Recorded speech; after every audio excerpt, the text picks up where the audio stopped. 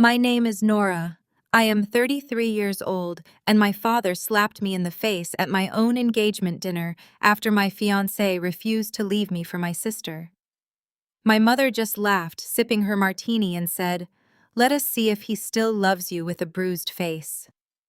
They had no idea they had just started a war they could not possibly win.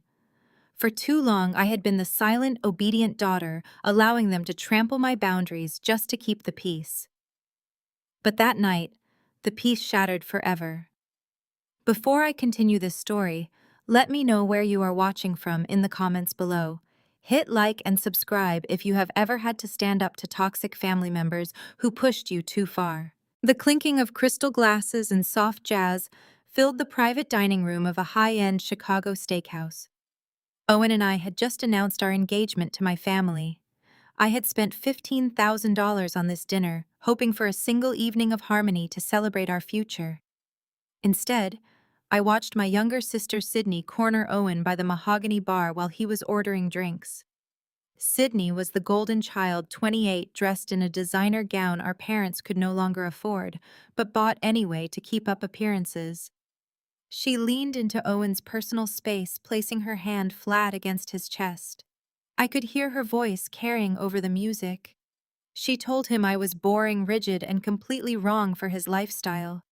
She loudly declared she was much better suited for a handsome, ambitious architect like him, and demanded he leave me right then and there to be with her. Owen stepped back, immediately brushing her hand away and looking at her with absolute disgust. He coldly told her she was completely delusional, deeply inappropriate, and needed to get a grip on reality. Sydney's face crumpled. She did what she had done since we were children whenever she was denied something she wanted.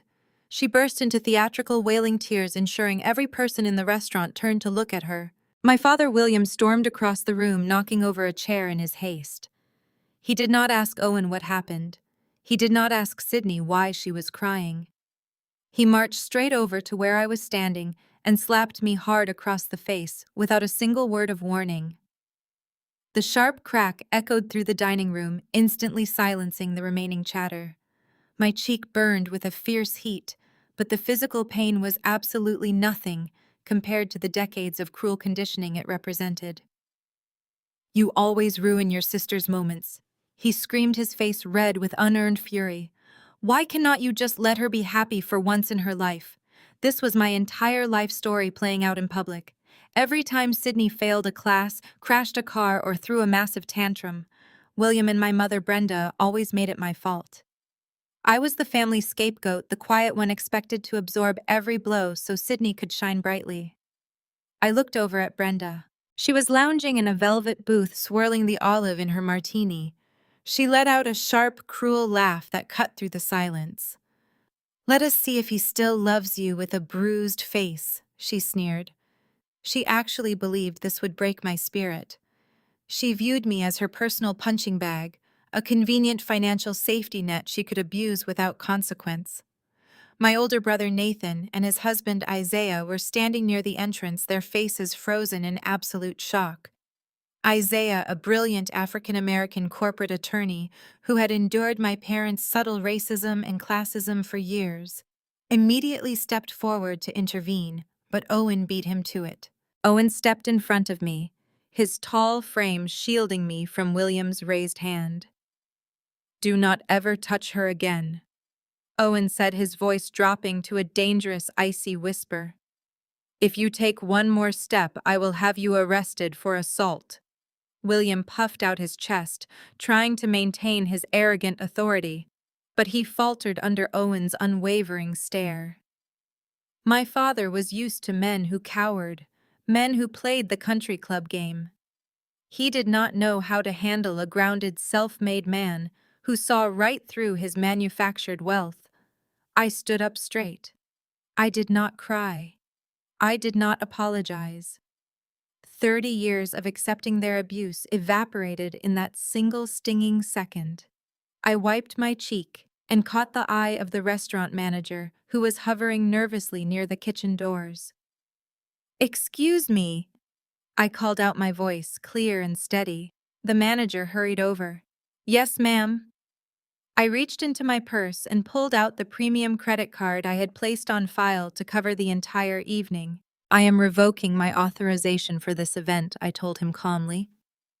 I will pay for the drinks my fiancé and I consumed, but the rest of this $15,000 tab is now the responsibility of that man right there. I pointed directly at William. The color completely drained from my father's face. His manufacturing company was secretly hemorrhaging cash, a fact he thought no one knew. But I was a senior forensic accountant for an elite private equity firm. I knew exactly how deep in debt he was. "You cannot do that," William sputtered, his arrogance dissolving into sheer panic. "We do not have the liquid funds for this right now." I slid my arm through Owen's. "Have fun washing dishes, William," I said. I looked at Brenda, whose smug smile had entirely vanished, replaced by terror, as the manager approached their table holding a massive leather billfold. Owen and I walked out of the restaurant and into the cool Chicago night air, leaving my family to face the consequences of their actions. The cold Chicago air hit my flushed cheeks the moment Owen pushed through the heavy glass doors of the steakhouse. I took a deep breath, the adrenaline rushing through my veins, masking the sting still radiating across my jaw. Owen kept a firm, protective hand on the small of my back as we approached the valet stand. Before the attendant could even take our ticket, the restaurant doors burst open violently behind us. William and Brenda stormed out onto the pavement. The sky had just opened up, sending a fine icy drizzle over the awning, but my parents did not seem to notice the rain. Brenda was practically vibrating with rage, her designer heels clicking sharply against the wet concrete as she lunged toward us. "Get back inside right now and fix this!" Brenda shrieked. Her voice was shrill enough to make the valet visibly flinch. "Do you have any idea how humiliating this is? Our friends are in there. Sydney is hyperventilating in the bathroom. The manager is threatening to call the police if we do not settle that massive bill. You are going to march back in there, hand them your card, and apologize to your sister for ruining her evening." I turned to face her, standing my ground. "I am not paying a single cent for a dinner where I was assaulted," I said, keeping my voice perfectly level. "You wanted to celebrate Sydney. You pay for it." William stepped past Brenda, his face purple with a mix of alcohol and raw fury. He pointed a thick finger directly at my face, completely ignoring Owen, who immediately stepped closer to my side. "You ungrateful brat," William snarled. "I am your father. You do not walk away from me. You do not embarrass me in front of my business partners. You make 6 figures at that fancy firm of yours, and you owe this family for everything we have done for you. You will pay that tab, Nora." Owen crossed his arms, staring William down with absolute disdain. "She owes you nothing, William. You are lucky we are walking to our car instead of the nearest police precinct to press assault charges. Step back." William scoffed, puffing out his chest. "This is family business, you arrogant architect. Keep your mouth shut." He turned his venom back to me, playing the one card he believed gave him absolute power over my life. "If you get in that car and drive away, Nora, you are done. Tomorrow morning, I am calling my lawyer. I am the executor of your grandfather Arthur's estate. You know exactly what that means. I will cut you out of the $500,000 trust fund he left for you. You will not see a single dime of that money. I will transfer every last penny of it to Sydney." Brenda crossed her arms, a triumphant smirk spreading across her face. "Your father is entirely serious, Nora. You are throwing away $500,000 over a stupid temper tantrum. Go back inside, pay the bill, apologize to your sister, and we might forget this happened." They stood there in the freezing rain, absolutely certain they had won. For my entire life, that trust fund had been the invisible leash they used to control me. It was my grandfather's dying wish that I have a secure future, and William had weaponized it, threatening to withhold it every time I stepped out of line. They expected me to crumble to panic, to apologize and beg for their forgiveness. Instead, I reached for the clasp of my leather handbag. I did not rush. I took my time, unzipping the interior compartment while they watched with growing impatience. I pulled out a single neatly folded piece of thick paper. I did not unfold it immediately. I just held it between my fingers, letting the valet stand, lights illuminate the official bank logo printed on the back. "You cannot cut me out of a trust fund that no longer exists, William," I said softly. William froze. His arm, which had been raised in mid-gesture, slowly dropped to his side. "What are you talking about?" he demanded, his voice suddenly lacking its previous thunder. I unfolded the document and held it up. It was a certified bank statement. "I cannot be cut out of a trust that you illegally drained 5 years ago," I stated clearly, letting each word land like a physical blow. "You committed wire fraud. You bypassed the fiduciary protocols, forged my signature on the release documents, and systematically drained $480,000 from the account. And you did it to fund Sydney's utterly disastrous luxury lifestyle brand." Brenda gasped, her hand flying to her mouth. William's face lost all its color, turning a sickly ashen gray under the street lamps. "You routed the money through a dummy LLC." I continued, quoting the financial trail from memory. "You categorized it as a high-yield venture capital investment, which is a direct violation of the trust's conservative risk parameters. Sydney blew the entire $500,000 on renting a storefront she never opened, flying first class to Paris for supposed fabric sourcing, and throwing launch parties for a brand that never produced a single piece of clothing. When the business folded 8 months later, you wrote it off as a total loss and planned to tell me the market wiped out my inheritance when I turned 35. "That is an absolute lie," William stammered, but his eyes were darting frantically around the parking lot, terrified of who might be listening. "You have no proof of that. You are insane. I am a senior forensic accountant, William. I hunt missing offshore millions for a living. I track cartel money through shell companies. Did you honestly think I would not audit my own grandfather's trust when the annual tax documents started looking suspicious? I have the wire transfer receipts. I have the forged signature analyses. I have the IP addresses you used to access the portal. I have everything." The rain was coming down harder now, soaking William's expensive suit, plastering his thinning hair to his forehead. He looked small, old, and completely terrified. Brenda was physically shaking, gripping William's arm as the reality of the situation washed over her. She knew the lifestyle brand had failed, but she clearly did not know the money was stolen from me. Owen gently touched my shoulder as the valet pulled my car up to the curb. "It is time to go," he said, keeping a watchful eye on my paralyzed father. I turned to get into the car but paused and looked back at my parents one last time. They were soaked, shivering, and stripped of all their power. "You owe the restaurant 15 grand tonight," I said. "But you owe me $500,000 plus 5 years of compound interest. And unlike the restaurant manager, I do not just call the police. I call the federal authorities." I slid into the passenger seat, and Owen shut the door firmly behind me. As we drove away from the curb, I looked through the rain-streaked side mirror. William was standing frozen in the middle of the driveway, completely oblivious to the honking cars trying to get past him. Brenda was pulling frantically at his sleeve, her mouth wide open in a silent scream. He was staring after my taillights, trapped in a nightmare of his own, making his mind surely racing with one terrifying question. How much more did I know? The morning sun streamed through the massive floor-to-ceiling windows of my downtown high-rise apartment, casting a warm glow over the pristine kitchen island. I stood barefoot, taking a slow sip of my black coffee, feeling an incredible sense of peace. That peace lasted exactly until my phone began to vibrate violently against the countertop. The screen lit up with dozens of rapid-fire notifications. Our extended family group chat, ironically named the Blackwell Clan, was completely exploding. I unlocked the screen and scrolled up. Brenda had started her campaign at 6 in the morning.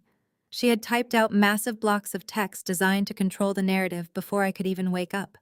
"To all our aunts, uncles, and cousins," Brenda wrote, "please keep Nora in your prayers today. She suffered a severe psychotic break at her engagement dinner last night.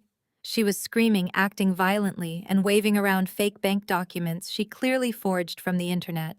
We are deeply concerned for her mental health." Before anyone else could respond, William chimed in to back up her delusion. He sent a message dripping with his usual arrogant authority. "I am currently looking into involuntary psychiatric holds for Nora. If she does not check herself into a facility by noon, I will have no choice but to file a defamation lawsuit against her to protect our family business. Please do not engage with any of her paranoid delusions. She needs professional medical help, not an audience. I read their messages with a cold, detached amusement.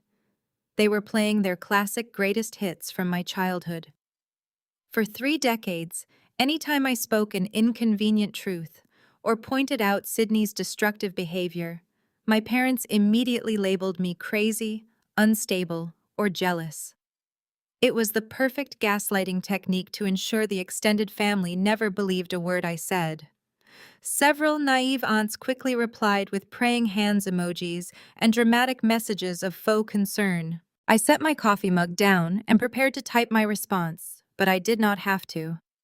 My older brother Nathan, who had maintained a strategic distance from our parents for years, finally broke his silence. "Cut the garbage, Mom," Nathan texted. Isaiah and I were standing right there. We saw exactly what happened. Nora did not have a breakdown. Dad hit her, and you laughed. Then, the heavy artillery arrived. Nathan's husband Isaiah entered the chat. Isaiah is a brilliant top-tier corporate attorney who specializes in white-collar crime. For years, William and Brenda had treated him with thinly veiled racism. William constantly made snide remarks about affirmative action and questioned Isaiah's credentials. Isaiah had always responded to these microaggressions with a terrifyingly calm, polite silence for a decade. Today that silence ended. That silence, Isaiah bypassed the emotional drama entirely and went straight for the jugular without any hesitation or mercy. William Isaiah wrote, tagging my father directly, "I strongly advise you to stop typing immediately. You are creating a written record of witness tampering and attempting to discredit a federal informant." The chat went completely dead. Not a single aunt or cousin dared to type a response. Isaiah continued his methodical destruction. "Nora sent me the financial documents last night. I stayed up reviewing them. These are not internet printouts. They are certified subpoena-ready statements from the primary trust holding institution. They clearly show that you bypassed the dual signature fiduciary requirement to authorize a wire transfer of $480,000 directly into an LLC registered under Sydney's name." William tried to quickly type a response, the little speech bubble appearing and disappearing rapidly, as his panic clearly overwhelmed his usual arrogance. He managed to send one weak message. "Isaiah, this is an internal family matter. You do not understand the structure of the business loan." Isaiah's response was swift and merciless. "There is no such thing as an internal family matter when it involves federal wire fraud, William. Wire fraud carries a maximum penalty of 20 years in a federal penitentiary. You did not take a loan. You stole your daughter's inheritance to fund a vanity project for your other daughter. As an officer of the court, I am ethically obligated to report this. I highly recommend you retain criminal defense counsel before the end of the business day." The family group chat went absolutely silent. The notification pings ceased entirely. There were no more messages of concern from the aunts.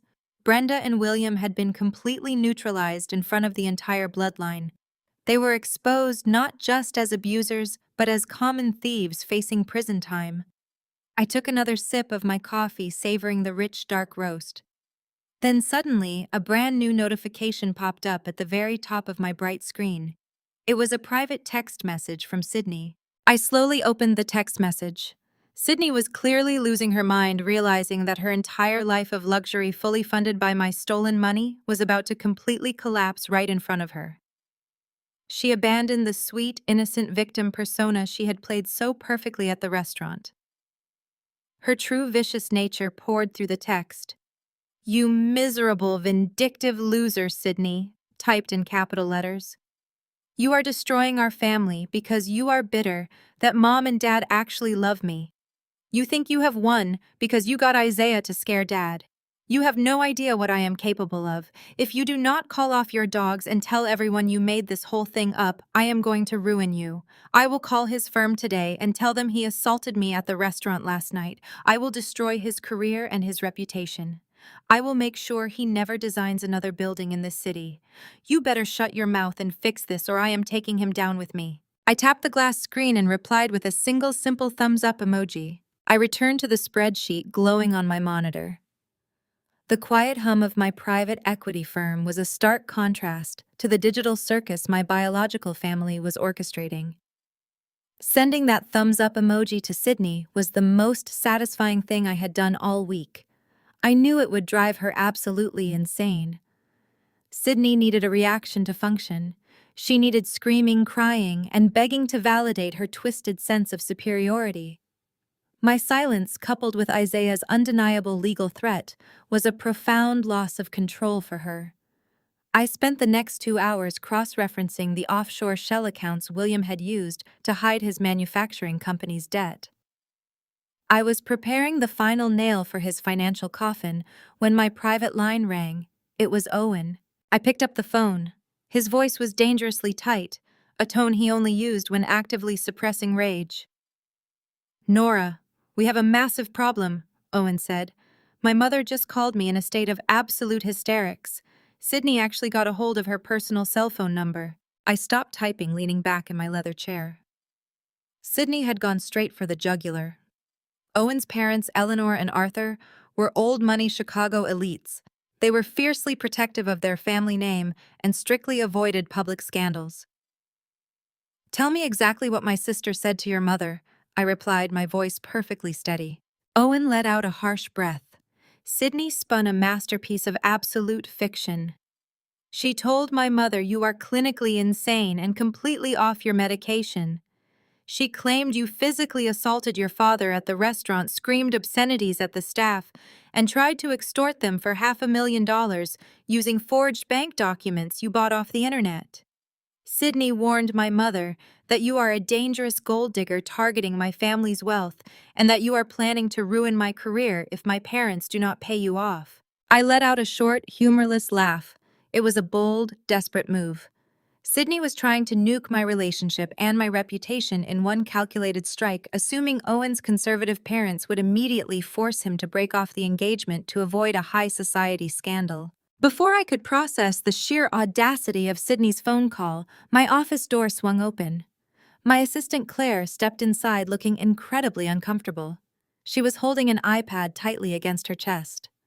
"I'm so sorry to interrupt, Nora," Claire said softly, "but you need to see this right now. It is spreading across the country club social circles very quickly." I put Owen on speakerphone and gestured for Claire to hand me the tablet. The screen displayed a Facebook video posted by Brenda. It already had thousands of views and hundreds of comments. I hit play.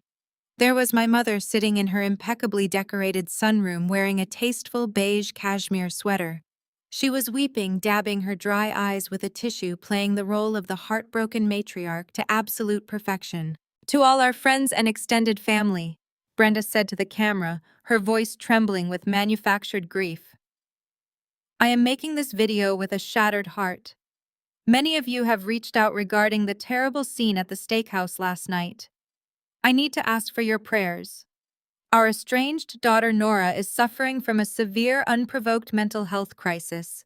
She has become violently unstable and completely severed ties with our family after demanding money we simply do not have.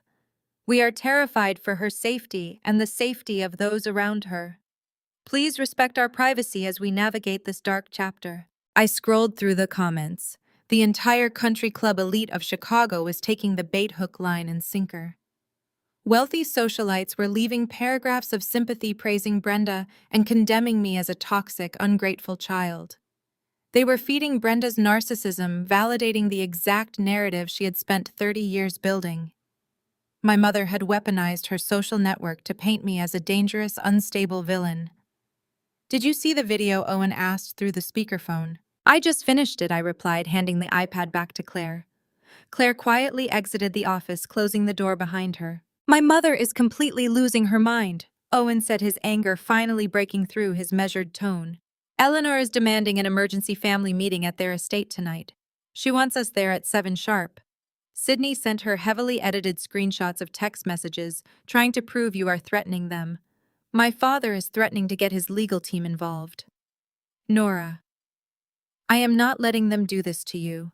I will call Sydney right now and tell her I am filing harassment charges. I will post a public statement destroying Brenda's video. Just give me the word and I will shut this entire circus down permanently. I stood up and walked over to the window looking out over the Chicago skyline. They wanted a reaction. They wanted me to panic, to call them screaming, to prove their narrative that I was an unstable, hysterical woman. They thought they held all the cards because they controlled the social narrative. But they forgot one crucial detail. I controlled the financial reality, and math does not care about Facebook likes or country club gossip. I walked back to my desk and opened the heavy bottom drawer. I pulled out a manila envelope containing the certified financial audits of Williams' failing company, the undeniable proof of the stolen trust fund, and a dossier on the embezzled money that I had prepared for federal authorities. I snapped my briefcase open and carefully placed the envelope inside. I smoothed the lapels of my tailored blazer. The trap was set. "No," I said into the phone, a smirk forming on my lips. "Do not call Sydney. Do not post anything online. Let them dig the hole a little deeper. We are going to meet your parents." The tires of Owen's car crunched against the pristine white gravel of the Oakbrook Country Club driveway.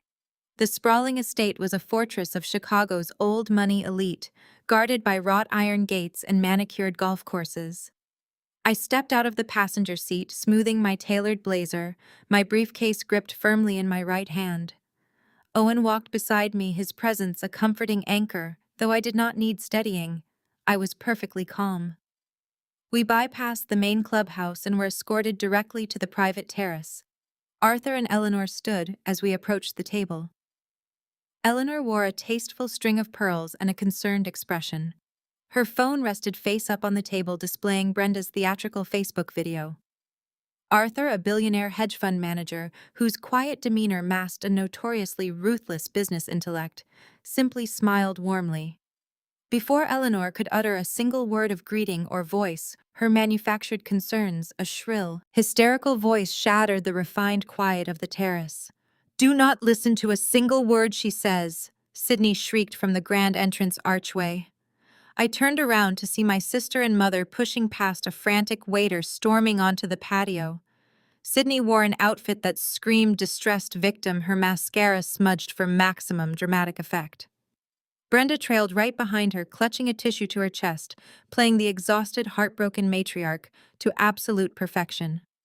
They had been tipped off by Aunt Susan, the family's resident flying monkey, who worked at the front desk. Sydney marched directly toward Owen's mother, heavy tears instantly welling in her wide eyes as she stopped. "Mrs. Eleanor, you must save Owen!" Sydney cried, her voice echoing off the tall stone pillars. "Nora is completely out of her mind. She has been forging bank documents to frame our father. She is trying to extort us and using your son to do it. She is a dangerous, psychotic gold digger. We came the second we heard she was meeting you, because we could not let her destroy your family the way she destroyed ours." Brenda let out a theatrical sob, stepping forward to touch Eleanor's arm. Eleanor instinctively recoiled backwards in disgust. "We are so sorry to bring this burden to your beautiful club," Brenda whimpered. "But Nora urgently needs to be institutionalized. She assaulted her own father last night. She is completely unhinged. Please, you must convince Owen to walk away before she ruins his impeccable reputation. We are just trying to protect your son." The silence that followed was absolute. Several wealthy club members at adjacent tables stopped eating entirely, turning their heads to witness the spectacle. Sydney looked at me with a triumphant, venomous smirk, certain she had just achieved her ultimate victory. She expected Arthur to summon security to throw me out. She expected Eleanor to demand Owen break off the engagement immediately. Instead, Arthur calmly buttoned his suit jacket, stepped around the lavishly set table, and walked directly toward me. He did not look angry or appalled. He looked at my mother and sister with an expression of profound, icy disgust. Arthur turned his broad back to them and opened his arms, pulling me into a warm, genuine hug. "It is incredibly good to see you again, Nora," he said, his voice booming with authority. Sydney's jaw completely dropped. Brenda's fake tears instantly stopped her tissue hovering uselessly in the air. "What are you doing?" Sydney stammered, her voice losing its dramatic pitch. "She is a criminal. She is crazy. She is trying to steal your money." Arthur turned slowly to face my family, his eyes narrowing into a lethal glare. "You have no idea who you are talking about, do you?" Arthur said, his tone dropping the temperature on the terrace by 10 degrees. "You came to my private club, interrupted my lunch, and attempted to smear my future family. Let me educate you on exactly who Nora is, because you clearly lack the basic intelligence to comprehend it." Brenda took a step back, her manufactured grief entirely replaced by sheer panic. "Last year, my hedge fund discovered a massive financial discrepancy." Arthur continued, his voice carrying effortlessly. "A sophisticated network of offshore shell companies was quietly siphoning funds from our accounts. Our internal auditors were completely baffled. We hired an elite private equity firm to find the leak. They assigned us their best investigator, an anonymous contractor, known in the industry only as the Apex Analyst." Arthur placed a respectful hand on my shoulder. "This woman stood in my boardroom, dismantled a $50 million embezzlement scheme in under 3 days, and personally handed me the federal indictments that sent 2 of my corrupt executives to federal prison. Nora did not just save my company. She saved my entire legacy. She is one of the most brilliant, uncompromising, and ruthlessly ethical financial minds in this city." Sydney looked like she had just been struck by lightning. She stumbled backward, bumping into a potted fern. Brenda's face drained of all color, turning shockingly white. The realization of what they had walked into was finally hitting them. They had not come to warn naive victims. They had walked directly into the lion's den. "And as for those forged bank documents you recently mentioned," Arthur added smoothly, his eyes locking onto Brenda, "I am quite familiar with the penalty for wire fraud. I suggest you and your husband find a criminal defense attorney who specializes in federal grand juries." Arthur did not even blink. He looked over Brenda's shoulder and simply snapped his strong fingers. Instantly, country club security physically drags a screaming Brenda and Sydney out for trespassing. They kicked and wailed, creating the exact humiliating public spectacle they falsely accused me of. The other club members stared as they vanished down the hall. I sat down calmly at the sunlit table, picking up my crisp water glass, watching them get thrown out like absolute trash, while Arthur politely offered me a lunch menu. I accepted the menu from Arthur with a gracious nod, sliding into the plush leather chair opposite Eleanor. The rest of our lunch proceeded in wonderful, uninterrupted peace. Arthur ordered a vintage Bordeaux, and we discussed my forensic analysis of his firm in meticulous detail. Eleanor, recognizing the shift in power, completely dropped her initial reservations and treated me like visiting royalty. Owen squeezed my hand under the table, his pride radiating through his quiet smile. It was the perfect afternoon. That tranquility, however, was brutally interrupted exactly 4 hours later. Owen and I had just returned to my downtown apartment when my phone began vibrating continuously on the quartz kitchen island. The caller ID flashed Brenda.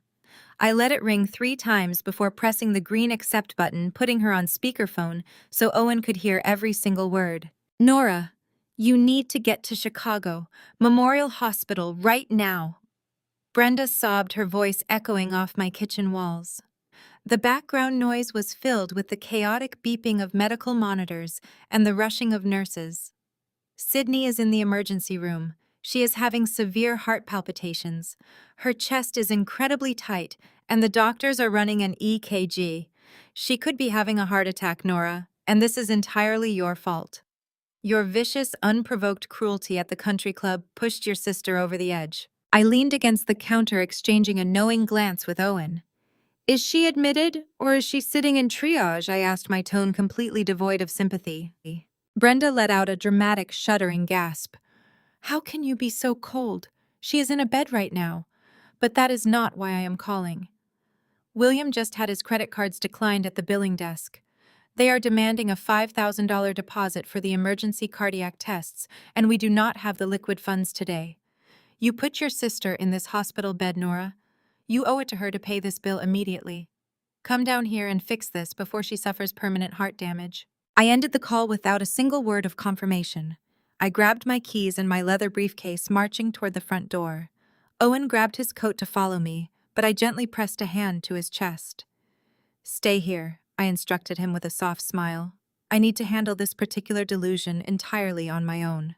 The drive to Chicago Memorial took less than 15 minutes. The emergency room waiting area was packed with genuinely sick and injured people, all suffering under the harsh fluorescent lights. I bypassed the crowded plastic chairs and walked directly to the main triage desk. The head nurse, a stern-looking woman in navy blue scrubs, glanced up from her computer monitor with a weary expression. "Excuse me," I said, keeping my voice perfectly calm and professional. "You currently have a patient named Sydney complaining of severe heart palpitations and chest tightness. I am her older sister." The nurse sighed, pulling up the electronic chart. "Yes, she is resting. Her mother is with her. Are you here to settle the advanced cardiac screening deposit?" I placed my hands flat on the high counter and leaned in slightly. "I am here to inform you that you are wasting valuable hospital resources on a complete fabrication. Sydney is not having a heart attack. She is having a temper tantrum. This is the 4th time this calendar year she has faked a severe medical emergency to avoid taking accountability for her own destructive actions. In February, she faked a concussion after crashing her leased car. In May, she faked a severe allergic reaction to get out of a boutique opening she failed to organize. In August, she claimed she had sudden appendicitis when her landlord handed her an eviction notice.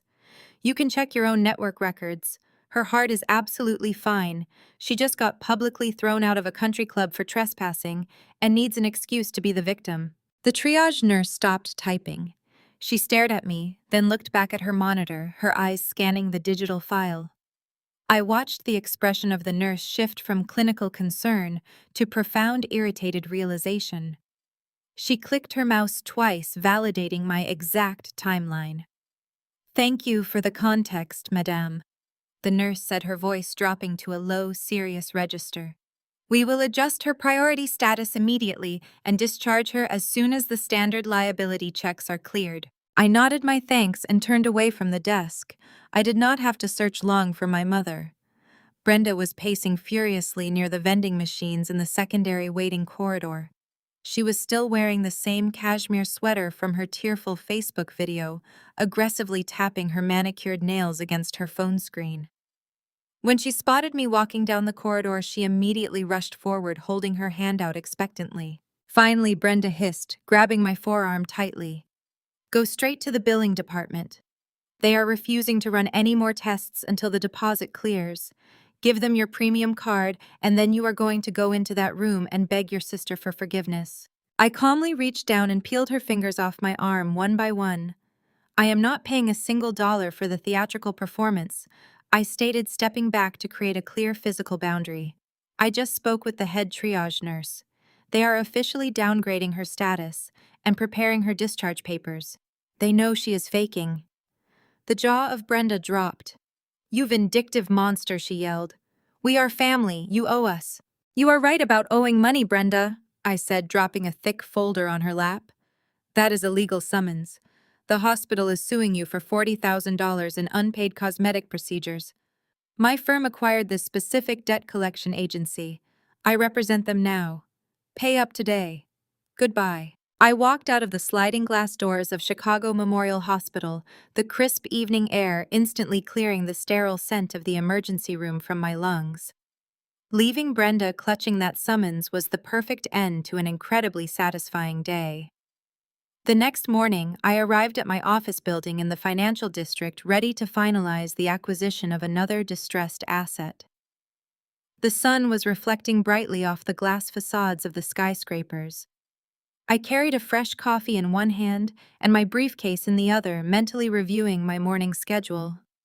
Before I could reach the revolving doors of the lobby, a heavy hand clamped down hard on my shoulder.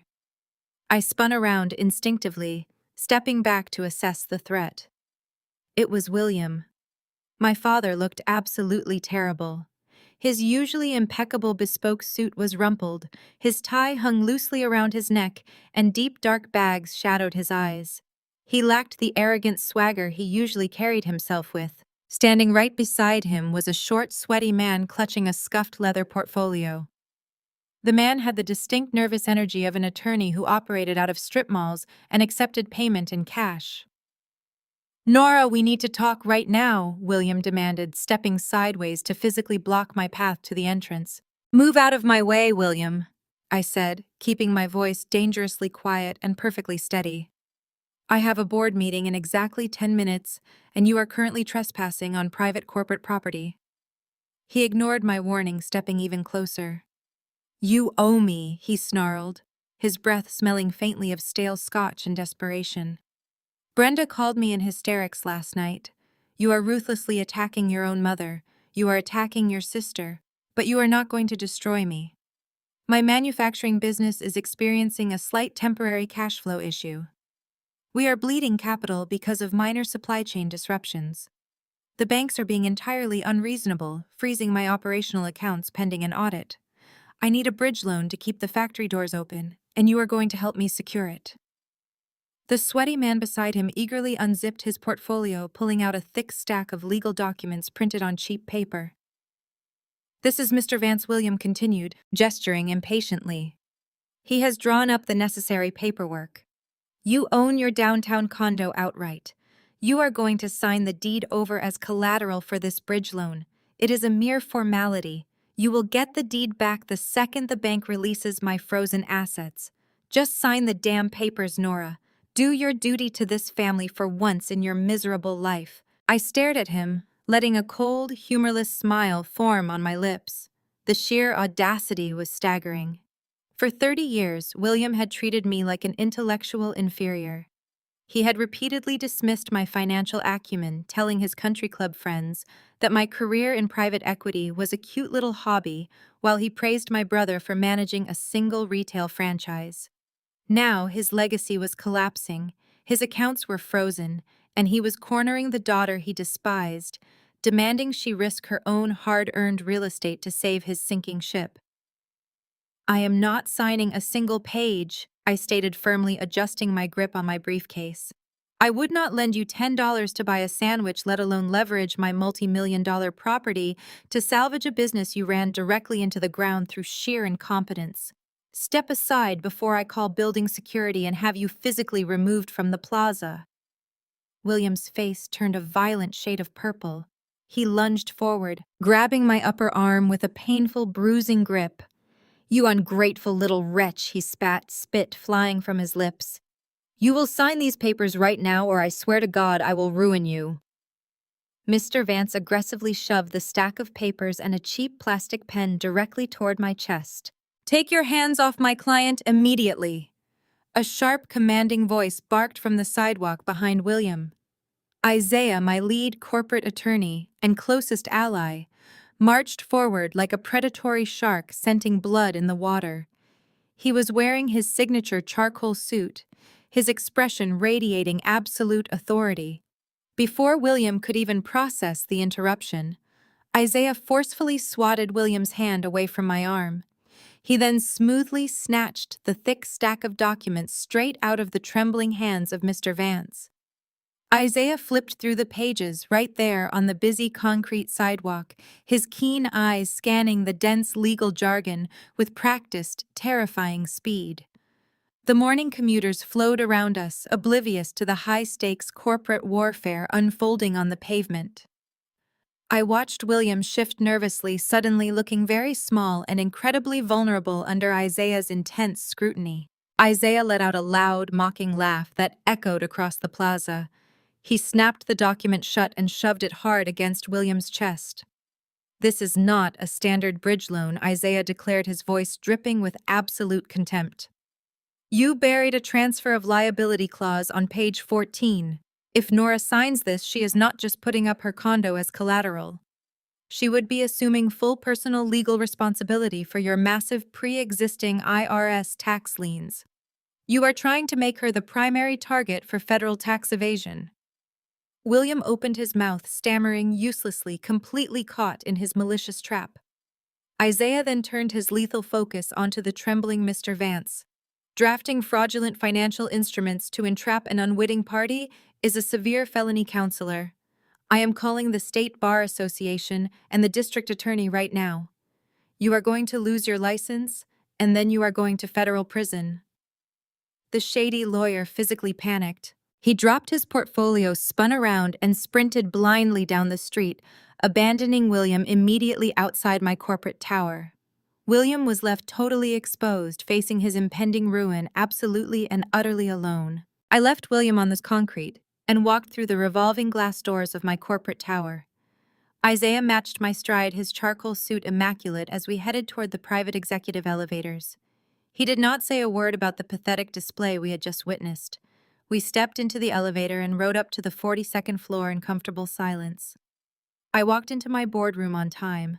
My team was already assembled, reviewing the portfolios of distressed assets we were targeting for the quarter. I sat at the head of the long mahogany table, opening my laptop. It was time to shift my strategy from defense to an aggressive offense. William had attempted to leverage my financial stability to save his crumbling manufacturing empire. He believed he could bully me into submission. I needed to demonstrate the absolute reality of his situation by systematically dismantling the foundation of his business. I pulled up the comprehensive audit files I had compiled on the company of William. His operation relied heavily on a single critical vulnerability. He sourced 90% of his raw industrial steel from one specific regional manufacturer, Vanguard Metalworks. Vanguard was a solid company, but they were currently over-leveraged and actively seeking a capital injection to modernize their processing equipment. They were ripe for a private equity buyout. I projected the financial data of Vanguard onto the large screen at the end of the boardroom. I instructed my acquisitions team to draft an aggressive all-cash buyout offer for Vanguard Metalworks by the end of the business day. We would assume their debts, modernize their facilities, and take a controlling 80% stake in their operations. My team moved with ruthless efficiency. Within 48 hours, the acquisition was completely finalized. My firm now owned the primary lifeline of William. As the new controlling interest, I immediately initiated a comprehensive risk assessment of all current client accounts. I instructed the accounting department of Vanguard to flag the company of William for severe credit delinquency. The data was undeniable. William had been late on his invoice payments for 6 consecutive months, relying on old handshake agreements with the former owners of Vanguard to keep the steel shipments flowing. Those days of unearned grace were officially over. I personally drafted the revised contract terms for his account. I instituted a mandatory 400% price increase on all raw steel materials supplied to his factories, effective immediately. The justification was purely mathematical. Due to his extraordinarily poor credit history, documented IRS tax liens and frozen operational assets, doing business with him constituted an unacceptable financial risk to Vanguard. The new pricing structure was simply the cost of doing business with a failing entity. I authorized the delivery of the new contract via certified courier directly to the executive office of William. I spent the next morning working quietly at my desk, analyzing market trends, waiting for the inevitable explosion. It happened just before lunch. My office phone buzzed, displaying an internal call from the lobby security desk. I answered it, putting it on speakerphone, so Isaiah, who was reviewing a merger contract on my leather sofa, could hear the unfolding chaos. Ms. Nora, the head security guard, said, his voice tense but professional. We have an extremely hostile individual in the main lobby. He is demanding to see you immediately. He is currently being detained by 3 of our officers, but he is screaming your name and threatening to break through the security turnstiles. Do you want me to call the police? I stood up and walked over to the large digital security monitor mounted on my office wall. I tapped the screen, pulling up the live feed from the lobby security cameras. William was a chaotic mess. He was physically fighting against 3 heavily muscled security guards, his face a bright, alarming shade of crimson. He was waving the Vanguard contract violently in the air, screaming at the top of his lungs, spittle flying from his mouth. He looked completely unhinged, a desperate man watching his entire life burn down around him. He was terrifying the visiting clients and administrative staff attempting to enter the building. No, Do not call the police just yet. I instructed the guard, my voice perfectly smooth. Patch my office microphone directly through to the lobby public address system. He complied, instantly. A soft chime echoed through the speakerphone, indicating my microphone was live across the entire ground floor. The lobby feed showed William freezing for a fraction of a second as the chime sounded. I leaned closely into the microphone on my desk. William, your behavior is completely unacceptable. My voice echoed from the hidden speakers in the lobby ceiling, booming over the marble floors. You are terrifying innocent people and making a profound fool of yourself in public. The security guards released him slightly, allowing him to stand on his own, though they remained positioned to tackle him if he moved toward the elevators. William stared wildly at the ceiling, clutching the crumpled contract. You did this! William shrieked, his voice cracking with hysteria echoing through my phone and the security feed. You bought Vanguard. You raised my costs by 400%. You are deliberately bankrupting me. You are destroying my company. You are ruining me, Nora. You are ruining your own father. He was panting heavily, his chest heaving as he stared furiously at the security cameras, demanding an answer, demanding a reversal of his fortunes. He wanted me to feel guilty. He wanted me to cave under the weight of his public meltdown. I watched him on the high-definition monitor, feeling absolutely nothing but a profound sense of closure. I pressed the intercom button one final time. You ruined yourself, William, I stated, my voice echoing coldly across the marble lobby, final and absolute. I just priced the risk. I severed the connection, turned away from the monitor, and went right back to my work. The morning after I decimated the supply chain of William, I maintained my exact daily routine. Routine is the armor of the successful, a principle my family fundamentally failed to understand. At 7 sharp, I walked into the Roasted Bean, an expensive artisanal coffee shop 3 blocks from my corporate tower. The barista, a bright college student named Leo, already had my usual order prepared. I handed him my card, enjoying the quiet hum of the espresso machines and the scent of freshly ground beans. It was my sanctuary before the daily warfare of private equity. That sanctuary was violently breached. I turned away from the counter, my coffee secured in a cardboard sleeve, when Brenda materialized, blocking the exit. She looked haggard, a far cry from her usual impeccably groomed country club persona. Her designer trench coat was misbuttoned, and her eyes were wild with a frantic, unhinged energy. She had clearly tracked my movements, staking out my morning route like a desperate predator with nowhere left to hide. You vindictive, heartless sociopath! Brenda shrieked, her voice slicing through the quiet chatter of the cafe. Every patron in the establishment froze. Laptops were lowered. Conversations abruptly stopped. I did not flinch. I took a slow sip of my coffee, maintaining perfect eye contact. You are trespassing on my time, Brenda, I said evenly. State your business or step aside. My husband is having a nervous breakdown in our foyer because of you, she screamed, stepping closer, invading my personal space. The bank called this morning. They are initiating foreclosure on the factory. Vanguard Metalworks sent a collection notice that will completely bankrupt us by Friday. You orchestrated this entire collapse. You bought his supplier just to choke him out. We are losing everything, Nora. We are losing our home, our status, our entire life. I adjusted my grip on my briefcase, my expression entirely impassive. William made terrible financial decisions for 3 decades. I simply accelerated the inevitable consequences. I am not a charity, Brenda. I am a consequence. Now move out of my way before I have the manager call the police. Brenda twisted her face into a mask of pure, unadulterated rage. She realized words would never break my composure. She needed to inflict physical humiliation to drag me down to her level of chaos. She aggressively snatched a massive steaming latte off the pickup counter, a drink belonging to another customer. In one fluid, theatrical motion, she lunged forward. She let out a fake, exaggerated gasp, pretending her heel had caught on the perfectly smooth hardwood floor. As she stumbled, she deliberately whipped her arm forward. The scalding liquid hit my chest like a wave of liquid fire. The dark, sticky coffee completely saturated my tailored ivory silk blouse, instantly ruining the delicate fabric and searing the skin underneath. I gasped involuntarily as the burning heat soaked through to my collarbone, the mug clattering loudly to the floor and shattering into dozens of sharp ceramic shards. Brenda instantly recovered her balance with remarkable agility for someone who had allegedly just tripped. She stood over me looking at the dark spreading stain ruining my expensive clothing. A vicious, satisfied smirk spread across her face, completely shattering her performance of an accidental stumble. "You never looked good in silk anyway," Brenda sneered, her voice dripping with venomous delight.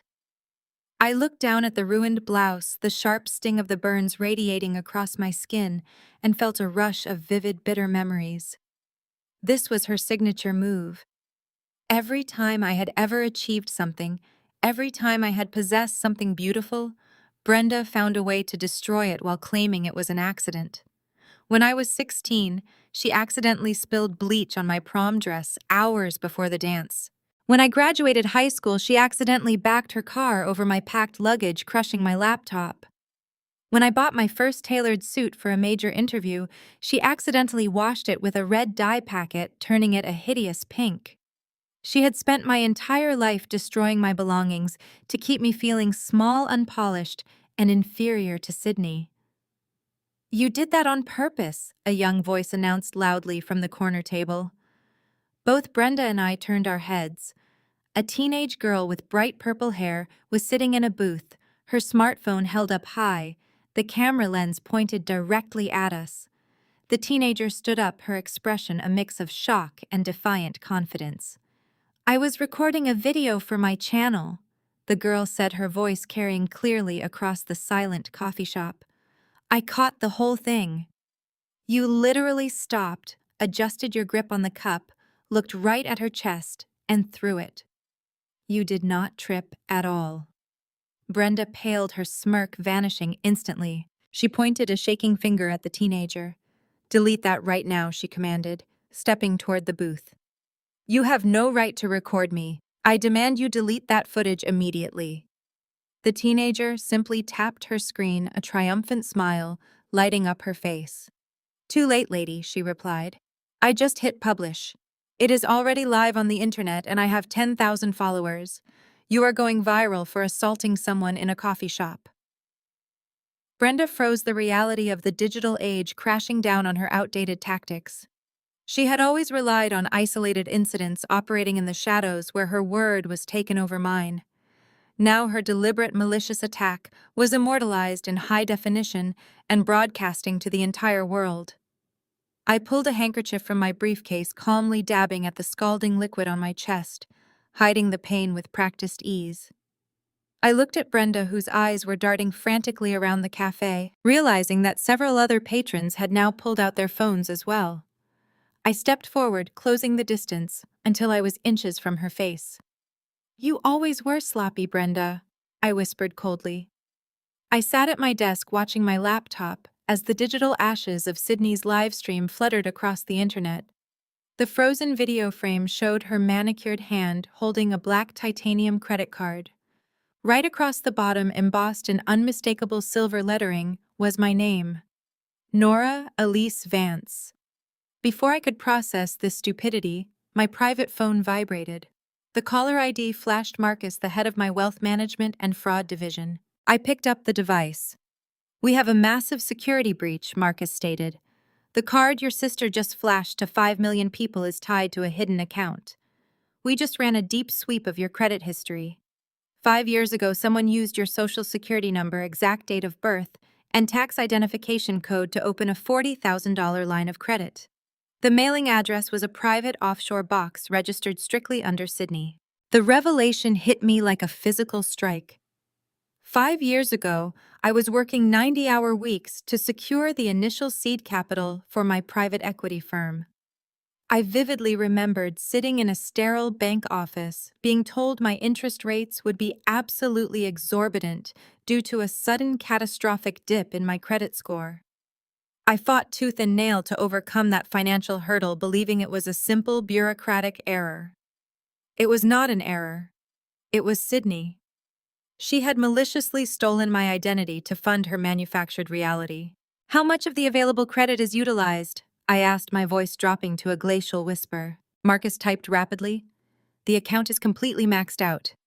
She has been making the absolute minimum monthly payments using an offshore proxy account, but the principal balance is $39,800.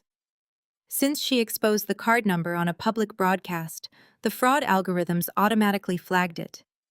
Do you want me to freeze the asset and initiate a standard chargeback procedure with the bank? I stood up and walked over to the windows looking out over the city skyline I had conquered. A standard chargeback was a professional courtesy reserved for unknown strangers. Sydney was a deliberate parasite who had maliciously fed on my hard work and actively jeopardized my early career out of sheer entitlement. Do not initiate a standard chargeback, I instructed, staring at my faint reflection. I want you to initiate a code-red federal fraud protocol immediately.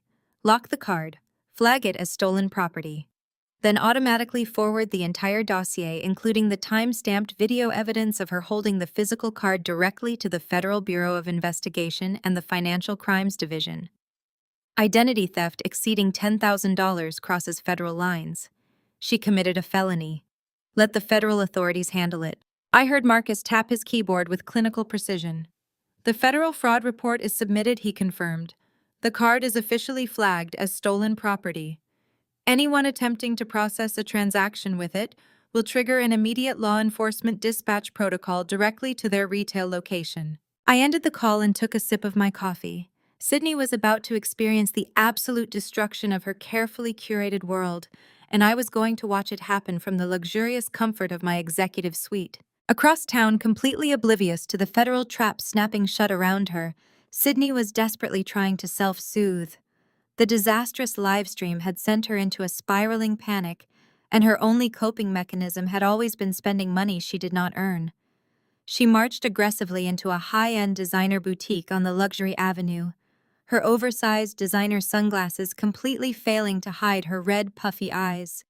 She loudly demanded the immediate attention of a young sales associate, pointing a manicured finger at a pair of $3,000 crystal-embellished stilettos resting on a velvet pedestal as if she owned the entire establishment. "Ring these up immediately," Sydney snapped, tossing the heavy shoebox onto the pristine glass display counter. "I have had a completely traumatic morning, and I do not have the patience to wait in any lines today." "Do you know who I am?" The sales associate, a polite woman in her early 20s, nodded nervously and carried the box to the polished marble register. Sydney pulled the stolen black titanium card from her purse and slapped it onto the counter. She tapped her acrylic nails impatiently on the glass, looking down her nose at the cashier with absolute disdain. The associate swiped the heavy metal card through the terminal. The machine emitted a sharp, continuous beep. The digital screen flashed bright red, displaying a stark, undeniable message. Code 04, stolen card, retain plastic, contact law enforcement immediately, do not alert the customer. The young cashier froze completely, her eyes widening in pure shock as she looked from the terrifying alert on the screen to the impatient, angry woman standing across the counter. "Well then," Sydney barked, rolling her eyes and checking her reflection in her phone screen. "What is taking so incredibly long? Print the receipt so I can leave this miserable store." The sales associate swallowed hard, her hand slipping silently beneath the marble counter to press the emergency panic button wired directly to the local police precinct.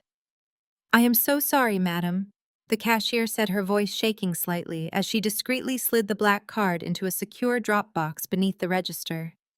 "The banking system is just taking a moment to process the transaction. It will only be another quick minute." She forced a reassuring retail smile, praying the officers would arrive before the angry woman realized she was trapped. Sydney crossed her arms and tapped her foot completely, unaware that outside the boutique, the distant wail of police sirens was already beginning to echo down the busy avenue. She was about to trade her stolen designer shoes for a pair of cold federal handcuffs. Her entire life of fake luxury was ending right now. Sydney was arrested in spectacular fashion. The absolute humiliation of being publicly escorted out of a luxury boutique in federal handcuffs broke whatever fragile reality my family was desperately clinging to. Brenda and William were suddenly facing a massive mountain of federal legal defense fees for their golden child right on top of the suffocating engineered collapse of the manufacturing empire of William. The grand illusion of their infinite wealth was finally completely shattered. The pristine, carefully curated image they had spent their entire lives building was now nothing more than a punchline on the evening news. In a desperate bid for immediate liquid cash, William and Brenda publicly listed their beloved Aspen vacation home. This pristine ski chalet was their ultimate status symbol, the massive property where they had hosted countless elite gatherings, meticulously excluding me from every single family trip.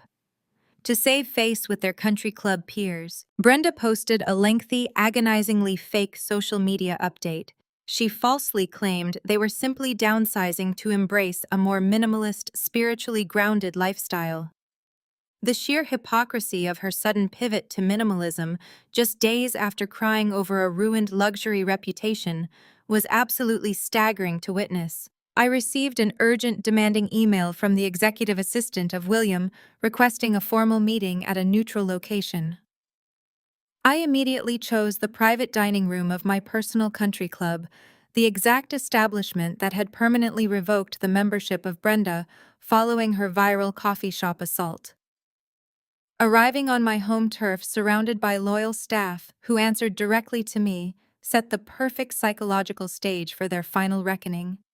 William and Brenda walked into the private dining room looking completely exhausted, but still clinging desperately to their arrogant posturing. Brenda wore a massive, wide-brimmed designer hat, attempting to hide her face from the wealthy club members who openly stared and whispered as she quickly passed their tables. William carried a glossy real estate brochure, slamming it heavily down on the polished mahogany table before even taking a seat opposite me. He refused to look me in the eye, staring instead at the ornate chandelier hanging above us, as if the crystal prisms held the answer to his impending financial ruin. "We are offering you the exclusive opportunity to purchase the Aspen Chalet," William announced, attempting to project an air of magnanimous generosity. "It is officially listed at $7.5 million. We will allow you to buy it for exactly $8 million, ensuring it stays safely within the family portfolio. You have the necessary capital, Nora. It is your absolute duty to preserve this family legacy. It is the one place we can all truly be together away from the stresses of the city, and you are going to guarantee that it remains ours forever." Brenda crossed her arms, her eyes darting nervously around the elegant room. "You should be begging us on your knees for this unparalleled opportunity," she snapped, her voice trembling with barely suppressed rage.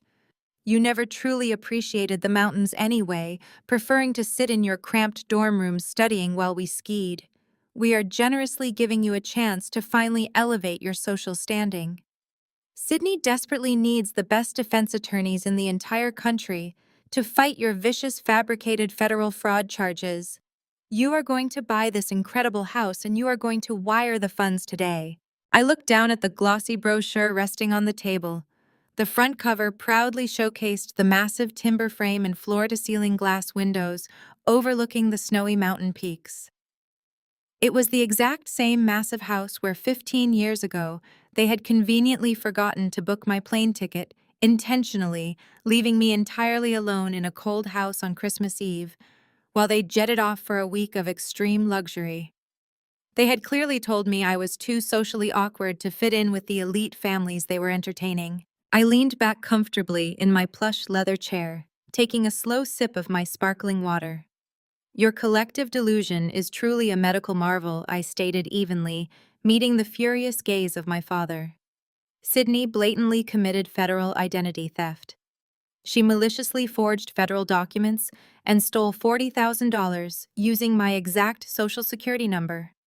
Those severe charges are not fabricated, and the federal government absolutely does not accept apologies in the form of overpriced ski chalets. Furthermore, your manufacturing business is severely hemorrhaging cash and your personal financial accounts are completely frozen. You are not downsizing, William. You are drowning in your own incompetence. William slammed his fist violently on the table, rattling the expensive silver cutlery. You are an ungrateful wretch, he yelled, his face turning a dangerous shade of crimson. I personally built that entire corporate empire from absolutely nothing. The Aspen House is a premier world-class asset. If you do not buy it immediately, I will sell it to a foreign investor tomorrow morning and you will never set foot inside it again. You will regret turning your back on your own flesh and blood. I reached into my dark leather briefcase and slowly pulled out a thick, heavy manila folder. I placed it perfectly in the exact center of the table, resting my hand flat on top of the crisp paper. You cannot sell the Aspen Chalet to a foreign investor, William, I said, my voice dropping to a glacial absolute chill that commanded the entire room. And I certainly have no need whatsoever to purchase it from you. I slid the heavy manila folder slowly across the solid polished mahogany wood until it bumped gently against the edge of his glossy real estate brochure. I do not need to buy it. My private equity firm purchased the defaulted mortgage directly from your bank last week. You are being officially foreclosed on tomorrow morning at exactly 8 a.m. The house belongs to me now and you are completely out of time. William stared at the manila folder as if it contained a live explosive. The blood drained entirely from his face, leaving him a sickly ashen gray. Brenda let out a strangled gasp, her hands flying to her mouth. I did not wait for their inevitable bargaining. I simply stood up, signaled my security detail, and walked out of the private dining room, leaving them entirely alone with the ashes of their fake empire. They were completely out of options with me, so like parasites searching for a new host, they pivoted their desperation toward the only other family member they thought they could manipulate. 2 nights later, the ballroom of the Grand Hotel was bathed in soft golden light. It was the 5th wedding anniversary of my brother Nathan and his husband Isaiah. The room was packed with elite attorneys, federal judges, and high-profile clients celebrating their milestone. I stood near the ice sculpture sipping champagne and watching Nathan laugh with his friends. He looked genuinely happy, completely free from the suffocating toxicity of our parents. That peace was violently interrupted. The heavy mahogany doors of the ballroom burst open. William and Brenda pushed past the frantic event staff. They looked absolutely wretched. Brenda was wearing the same designer trench coat from the coffee shop, now wrinkled and stained. William looked haggard, his eyes wild and bloodshot. They had officially been evicted from the Aspen Chalet, locked out of their accounts, and publicly humiliated. They marched straight onto the dance floor, ignoring the shocked gasps of the distinguished guests. They locked eyes on Nathan. Nathan Williams shouted, his voice cracking with desperate hysteria. "We need your help right now!" They barged through the crowd, grabbing my brother by his tuxedo sleeve. Nathan froze, the old conditioned panic flashing across his face. Brenda began weeping loudly, a theatrical display of manufactured victimhood. "Your sister stole our house," Brenda sobbed, clawing at the lapel of Nathan. "She engineered a hostile corporate takeover and bankrupted your father. We have absolutely nowhere to go." The banks froze everything. "You have to wire us your joint savings account balance tonight. It is an absolute emergency. You owe us, Nathan. We raised you. We gave you everything." Nathan looked incredibly conflicted, his empathy warring against the years of emotional abuse. He opened his mouth, but before a single syllable could escape, Isaiah stepped smoothly forward. Isaiah placed himself firmly between my brother and our frantic parents. His expression was a mask of cold, lethal authority. "Take your hands off my husband," Isaiah commanded, his voice slicing through the stunned silence of the ballroom like a steel blade.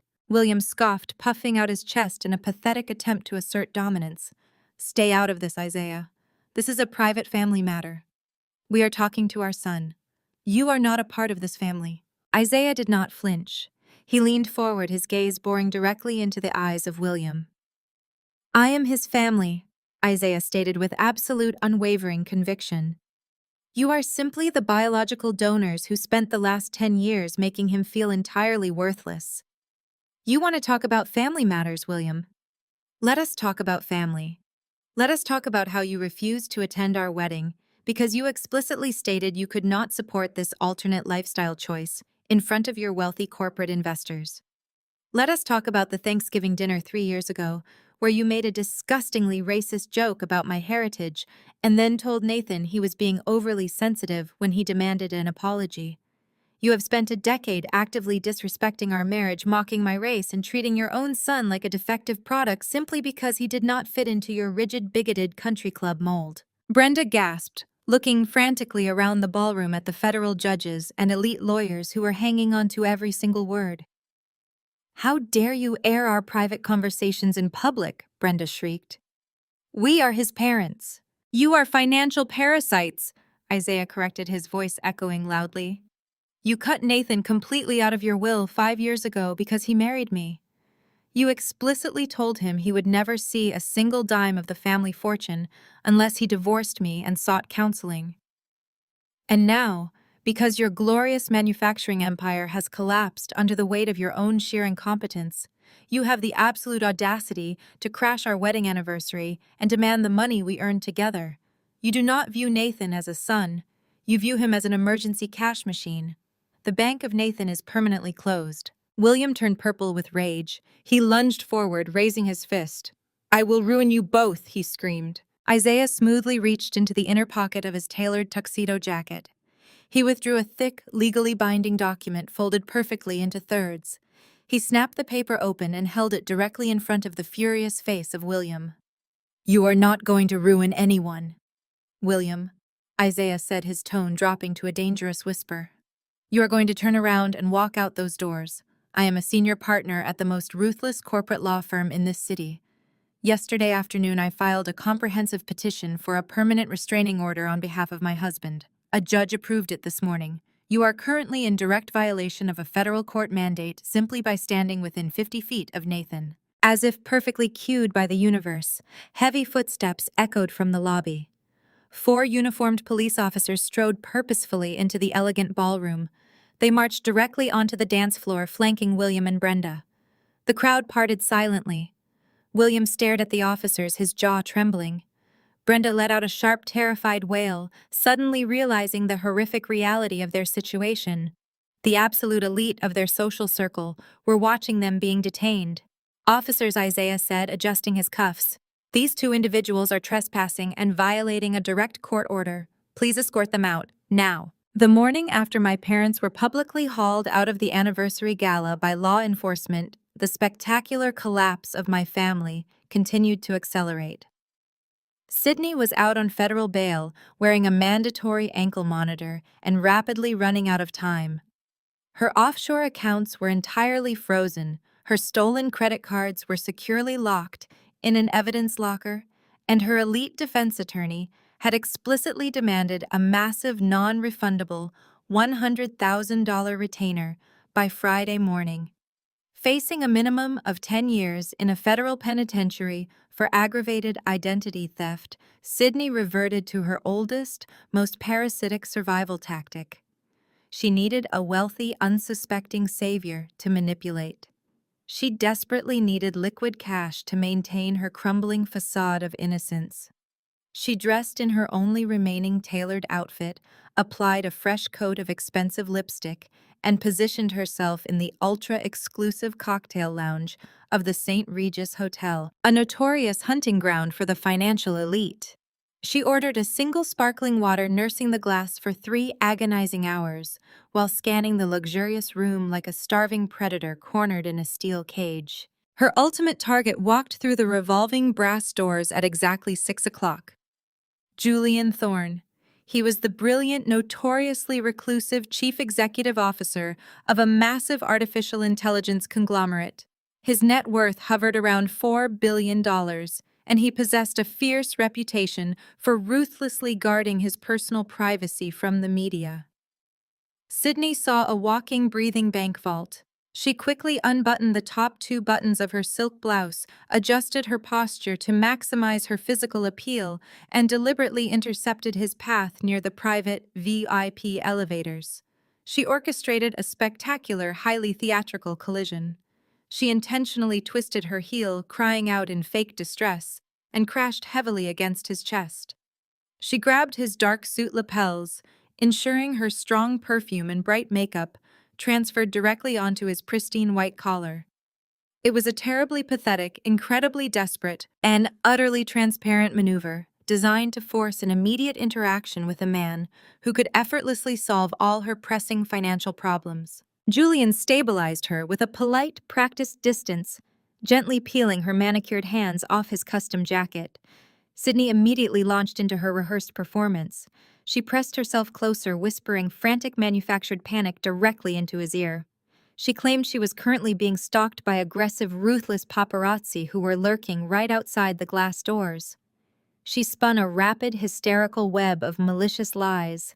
She told Julian the photographers had just captured them in a highly compromising, intimate embrace. She warned him that the tabloids would ruthlessly twist the images to destroy his pristine corporate reputation and tank his upcoming initial public offering. Unless, of course, he wanted to adequately compensate her for her permanent silence. She framed the extortion as a mutual rescue mission. She would bravely suppress the photos and silence the aggressive journalists, but she required immediate, untraceable compensation for her extreme trouble. She demanded exactly $100,000 to be wired instantly into a specific decentralized cryptocurrency wallet before midnight. Julian did not panic. He did not flinch, sweat, or surrender to her manufactured chaos. He simply stepped back, smoothing his lapels, his expression entirely unreadable. He calmly asked her to clearly repeat the exact financial terms of her incredibly generous offer to ensure he completely understood the absolute gravity of the situation. Sydney, completely blinded by her own ravenous greed and desperate ego, eagerly repeated the aggressive extortion demand. She spelled out the complex wire transfer instructions with venomous, arrogant clarity, loudly emphasizing the $100,000 price tag for her continued silence. She genuinely believed she had successfully trapped one of the most powerful men in the entire city. She had absolutely no idea she had just walked willingly into a devastating trap. Julian simply nodded, a slow, dark, predatory smile spreading across his handsome face. He tapped the glowing screen of his smartwatch. He had never been an easy mark. Julian was my most lucrative corporate client and one of my closest personal friends. I had spent the last 3 years meticulously managing his entire private equity portfolio. We had dined together weekly.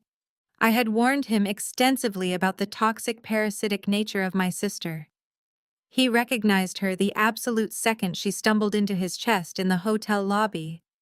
He had played along just long enough to capture her entire extortion attempt in crisp, high-definition audio. He had recorded every single vicious threat and every specific financial demand with crystal clarity. I was sitting at my custom glass desk in my high-rise corner office, calmly reviewing a quarterly financial report when my private secure line chimed. A highly encrypted audio file arrived directly from Julian. The attached text message simply read, "Your sister is even more delightfully sloppy than you described. Happy hunting." I clicked play. The crystal-clear audio filled my office. I heard Sydney explicitly threatening a billionaire CEO. I heard her confidently demanding $100,000. I heard her orchestrating a textbook case of criminal extortion. It was a masterpiece of self-destruction. She was already out on federal bail for identity theft, and she had just handed the federal government a brand new airtight felony charge on a literal silver platter. I did not call Sydney to gloat over her impending doom. I did not waste my breath warning my desperate parents. I simply opened my encrypted email client and drafted a fresh, completely sterile message. I attached the pristine audio file containing the brutal extortion demand. I typed a brief, exceedingly polite note, wishing the recipient a wonderful, relaxing weekend. I hit send, forwarding the audio file directly to the personal email address of the high-priced defense attorney Sydney had desperately hired to save her life. Her own lawyer was about to hear his client commit a brand new felony while actively trying to secure his mandatory retainer fee from his ruined client. Sydney's latest catastrophic failure broke whatever fragile remaining strands of sanity Brenda possessed. The explosive audio recording of Sydney attempting to extort Julian Thorne had instantly prompted her high-priced defense attorney to drop her as a client entirely. Left with a public defender and facing a mountain of guaranteed federal convictions, Sydney was essentially a ghost, waiting for her inevitable prison sentence. Brenda, completely unable to accept the total destruction of her golden child and the absolute loss of her social status, snapped. She refused to blame her own toxic parenting or the glaring incompetence of her husband. Instead, her fractured mind violently latched onto a single delusional obsession. She thoroughly convinced herself that I was the sole calculating architect of their entire demise. In her warped reality, I had maliciously stolen the family wealth that rightfully belonged to her and William. Driven by a volatile cocktail of desperation and absolute madness, Brenda began frantically tearing through old cardboard boxes in the cramped, miserable motel room they had been forced to rent after their spectacular eviction from the Aspen Chalet. Brenda was searching for a miracle, but when reality failed to provide one, she decided to simply manufacture it. She spent 3 sleepless days meticulously forging a document she believed would magically restore their stolen empire. It was a supposedly newly discovered addendum to the will of our late grandmother. This fabricated legal document conveniently claimed that the massive trust fund my grandmother had explicitly established solely in my name was actually a conditional holding account. Brenda painstakingly typed out fraudulent clauses stating that upon my 30th birthday, the entire balance of my massive financial portfolio, including all acquired real estate and corporate assets, must be instantly forfeited back to the primary family estate, placing it under the direct, exclusive control of William. She even forged the signature of my grandmother, tracing the loops and lines from old birthday cards with a trembling, desperate hand. It was an incredibly sloppy, legally absurd piece of fiction, but Brenda was far beyond the realm of rational thought. Armed with this pathetic forgery, Brenda scoured the absolute bottom of the legal barrel. Every reputable law firm in the city had already blacklisted William following his spectacular corporate bankruptcy and multiple federal restraining orders. Brenda eventually found a desperate sleazy attorney named Arthur Vance, a man notorious for taking completely frivolous lawsuits in exchange for a promised percentage of the settlement. Vance did not care about the glaring inconsistencies in the forged document or the absurd vindictive nature of the claim. He only saw a potential massive payday by targeting a high-net-worth individual like me. Brenda promised him 30% of my entire corporate portfolio if he successfully broke my accounts. Vance eagerly accepted the disastrous case.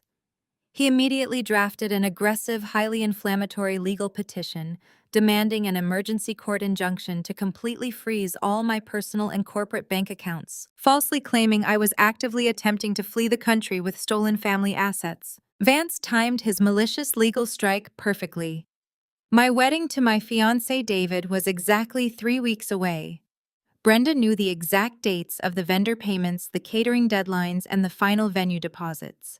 By aggressively freezing my assets right at this critical juncture, she intended to humiliate me, cancel my wedding, and force me to my knees in total financial submission.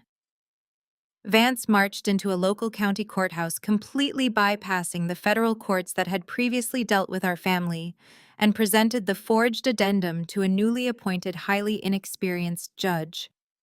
Relying purely on theatrical urgency and the completely fabricated threat of my supposed imminent flight from the country, Vance successfully secured a temporary 48-hour emergency injunction. At precisely 10 in the morning on a bright Tuesday, the temporary freeze hit my accounts. Brenda had successfully launched her final, most venomous attack, firmly believing she had finally trapped me. I was standing in the center of an exclusive velvet-lined bridal boutique when the notification chimed. The seamstress was meticulously pinning the delicate lace hem of my custom wedding gown while my best friend Laura handed me a crystal flute of sparkling cider. Isaiah, the brilliant corporate attorney and loving husband of my brother Nathan, was sitting comfortably on a plush sofa nearby, reviewing a legal brief on his tablet while waiting to give his final approval on the dress alterations. My phone buzzed aggressively on the glass coffee table. I picked it up, my eyes scanning the urgent alert from my private wealth manager. The message bluntly stated that an emergency county injunction had just temporarily frozen my primary holding accounts, citing a newly discovered addendum to a family trust. The seamstress looked up, noticing my sudden stillness. I did not gasp. I did not panic. I did not shed a single tear of frustration. A slow, deeply satisfied smile spread across my face. I stepped carefully off the fitting pedestal, the heavy silk train dragging softly across the pristine carpet. I walked directly over to the plush sofa and silently handed my phone to Isaiah. He adjusted his glasses, reading the frantic message from my wealth manager, before looking at me with a sharp, calculating gleam in his eyes. "They just handed us the final nail in the coffin," I stated calmly, taking a slow, relaxed sip of my sparkling cider. Isaiah chuckled softly, pulling out his secure laptop from his leather briefcase to begin drafting our immediate counterattack. He knew exactly how to utterly destroy them in front of a federal judge. We had been quietly preparing for this exact pathetic maneuver for several months, meticulously gathering irrefutable forensic evidence that would finally ensure Brenda and William faced severe criminal fraud charges. This desperate forgery was their ultimate downfall. They had foolishly played directly into my carefully laid, perfectly timed hands, permanently securing their grim future behind cold, solid steel prison bars forever. They would lose absolutely everything. The sterile lighting of the county probate courthouse offered a harsh contrast to the elegant bridal boutique I had been standing in just 48 hours prior. I sat calmly beside Isaiah at the heavy oak defense table, my posture straight and my expression an unreadable mask of absolute serenity. Across the narrow aisle, Brenda was putting on the theatrical performance of a lifetime. She wore a conservative gray suit, her hair pulled back into a severe bun to maximize the appearance of a distressed, grieving mother. She kept dabbing at her dry eyes with a crumpled tissue, occasionally letting out soft, manufactured whimpers meant to echo off the high ceilings. Her sleazy attorney, Arthur Vance, sat right next to her, looking incredibly smug. He leaned back with the arrogant confidence of a man who genuinely believed he was about to effortlessly secure 30% of my entire financial empire. William sat directly behind them in the gallery, glaring at me with raw hatred, desperately hoping this pathetic maneuver would instantly restore his shattered ego and bankrupted accounts. Judge Harrison, a no-nonsense magistrate with 30 years of experience, entered the courtroom with an irritated sigh. He did not look pleased to be dealing with an emergency injunction on a Thursday morning. He adjusted his reading glasses, staring down at the fabricated addendum Vance had submitted to freeze my assets. Vance immediately jumped to his feet, aggressively puffing out his chest. "Your Honor," Vance began, his voice dripping with faux righteousness. "We are here today to right a grievous historical wrong. For years, my client, a devoted and heartbroken mother, believed her own daughter had rightfully inherited the family estate. However, upon uncovering this newly discovered addendum hidden away in old family records, it is explicitly clear that the late grandmother intended for the funds to return to the primary family estate upon the 30th birthday of the defendant. My client simply wants to protect her family legacy from a daughter who is maliciously attempting to abscond with stolen wealth right before her wedding." Brenda let out a loud, dramatic sob, perfectly timed to punctuate his ridiculous opening statement. She clutched her tissue, looking up at the judge with wide, pleading eyes. Judge Harrison frowned deeply, turning his attention to our table. "Counsel, what is your response to this newly discovered document?" Isaiah stood up gracefully. He slowly buttoned his tailored suit jacket, radiating a lethal glacial calm that instantly commanded the entire room. "Your Honor," Isaiah stated, his voice ringing with absolute, undeniable authority, "we do not merely dispute the validity of this document.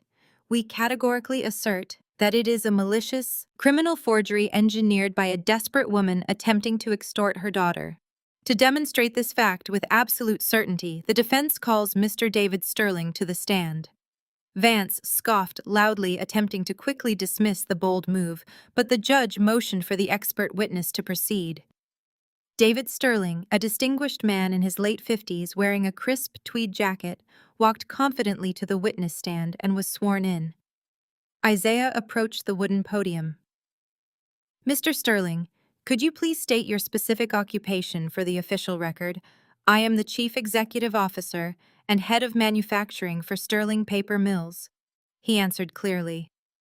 We produce highly specialized premium watermarked paper for elite legal and financial institutions across the globe.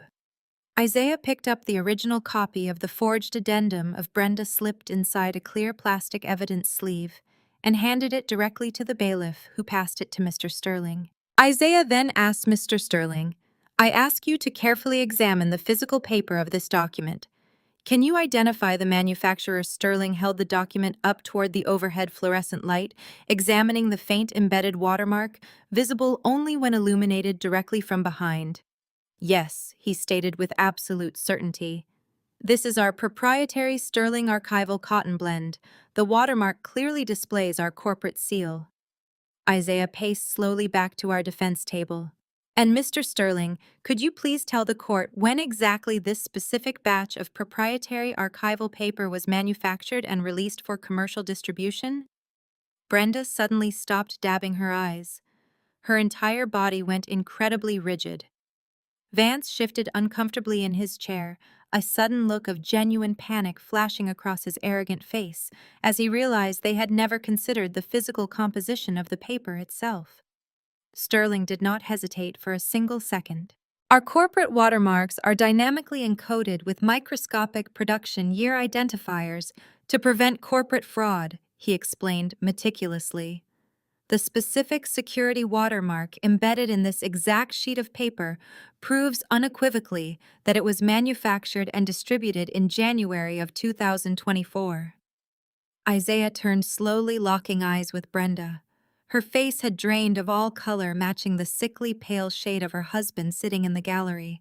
And just for the official court record, Isaiah said, his voice dropping to a deadly quiet register that amplified the crushing tension in the room. When did the grandmother of my client, the woman who supposedly signed this legal addendum, pass away? Sterling looked directly at the judge. According to the official death certificate filed with this very court, the grandmother passed away in October of 2022. She died over 2 full years before this sheet of paper even existed. The courtroom fell into a state of absolute stunning silence. The sheer magnitude of the stupidity and criminality of Brenda hung in the air like a suffocating cloud. Vance shrank into his chair, realizing his career was over. Brenda opened her mouth, stammering incoherently, frantically looking at William for a lifeline that did not exist. Judge Harrison glared down at Brenda with absolute disgust. He struck his heavy wooden gavel against the block with a definitive crack. This entire case is permanently dismissed. I am referring Mrs. Wilson to the district attorney for felony forgery and perjury prosecution, effective immediately. As the heavy wooden doors of the probate courtroom slammed shut behind a sobbing, detained Brenda, William did not stay to comfort his wife. He did not offer a single word of support or attempt to call a bail bondsman. Instead, he bolted. He practically sprinted down the marble corridor, completely abandoning Brenda to face her felony forgery and perjury charges alone.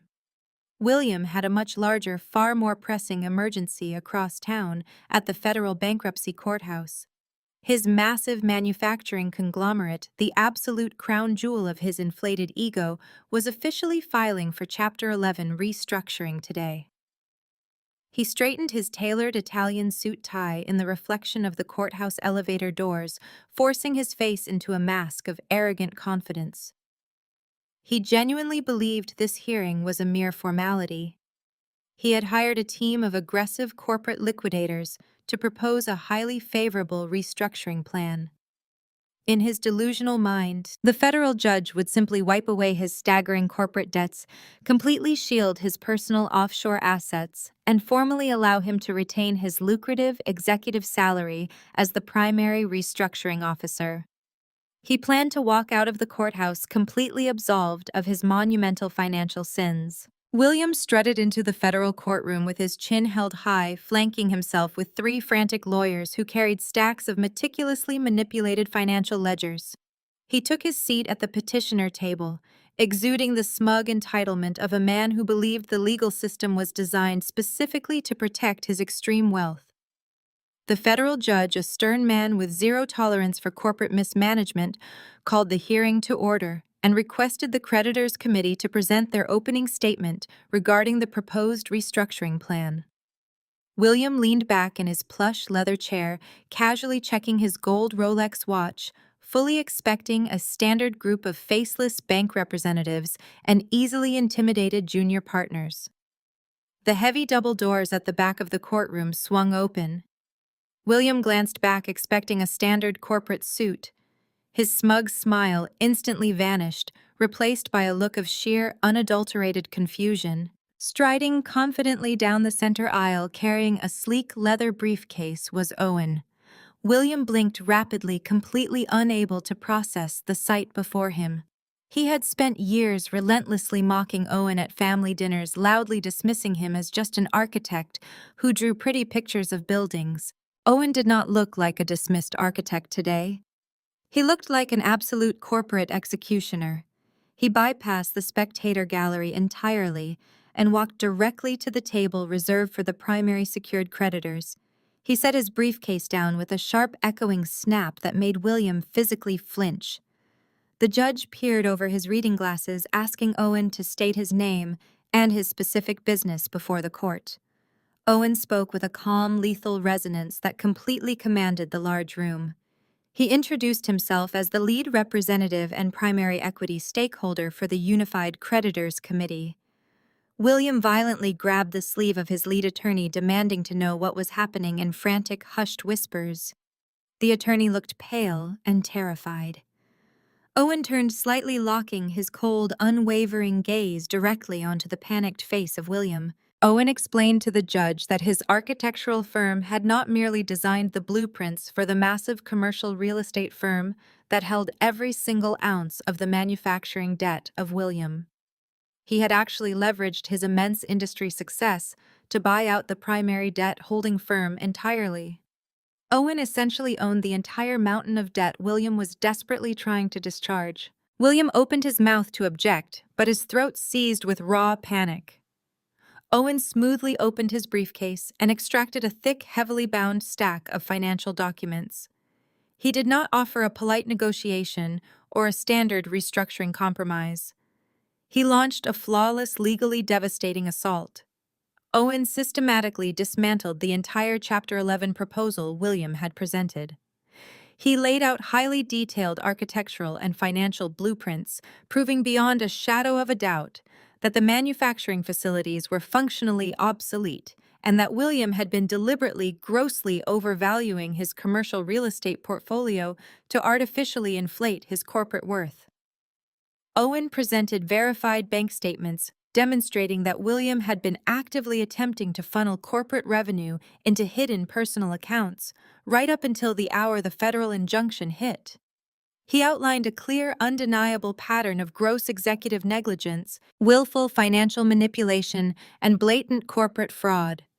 He proved that allowing William to remain in control of the restructuring process would be a catastrophic liability to every single secured creditor involved in the case. The federal judge listened intently, his expression growing darker and more furious with every single piece of irrefutable evidence Owen calmly laid out on the wooden stand. William was hyperventilating, his hands shaking violently as he watched his carefully constructed illusion of wealth evaporate into thin air. He desperately tried to interject loudly, claiming that his personal assets were completely separate from the corporate bankruptcy. Owen cut him off with surgical precision. Citing a highly obscure but ironclad clause in the original commercial loan agreements that William had arrogantly signed without reading, Owen proved that William had personally guaranteed the corporate debts, using his entire private estate as collateral. Owen formally submitted a motion demanding the immediate denial of the Chapter 11 restructuring plan and legally forcing an involuntary conversion to a Chapter 7 total liquidation. He ruthlessly itemized the exact personal assets that must be instantly seized to satisfy the massive debt. He specifically named the fleet of remaining luxury sports cars, the entirely frozen investment portfolios, and the highly exclusive private country club shares. The federal judge did not hesitate for a single second. He struck his gavel with a thunderous crack, denying the restructuring plan entirely, and granting the immediate liquidation of every single remaining personal asset belonging to William. Owen calmly closed his briefcase, turning his back on the completely ruined man, having systematically stripped William of everything he owned. The absolute destruction of William in federal bankruptcy court sent a massive shockwave through our family. Brenda, stripped of her lavish lifestyle and facing imminent criminal prosecution for forgery, pivoted her manic energy toward her only remaining priority. She had to save Sydney. Sydney was rapidly suffocating under the crushing weight of multiple federal indictments.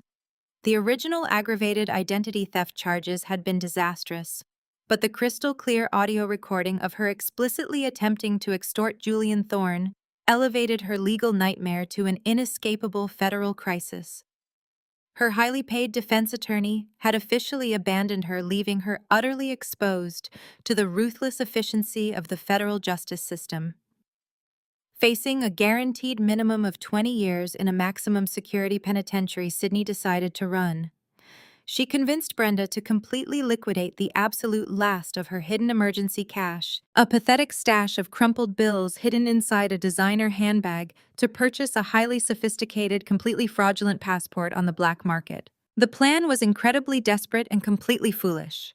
Sydney intended to board a commercial flight to Mexico under the assumed identity of a fictional corporate consultant named Chloe Adams.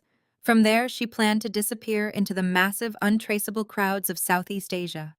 Brenda, completely blinded by her toxic, unconditional devotion to her golden child, fully enabled the disastrous escape attempt. She drove Sydney to the international terminal in a stolen rental car, nervously scanning the rearview mirror for pursuers. They walked into the sprawling, crowded departure hall, trying desperately to blend into the sea of exhausted business travelers and excited vacationers. Sydney wore a dark, oversized trench coat, a wide-brimmed hat, and large designer sunglasses, a comically suspicious disguise that made her stick out like a sore thumb. Brenda walked beside her, her hands visibly trembling as she clutched a cheap canvas tote bag containing a few meager changes of clothing for her fleeing daughter. They approached the international security checkpoint with their hearts pounding. Sydney pulled the passport from her pocket, her fingers slick with cold sweat. She stepped to the podium, handing the forged document to the uniformed security agent.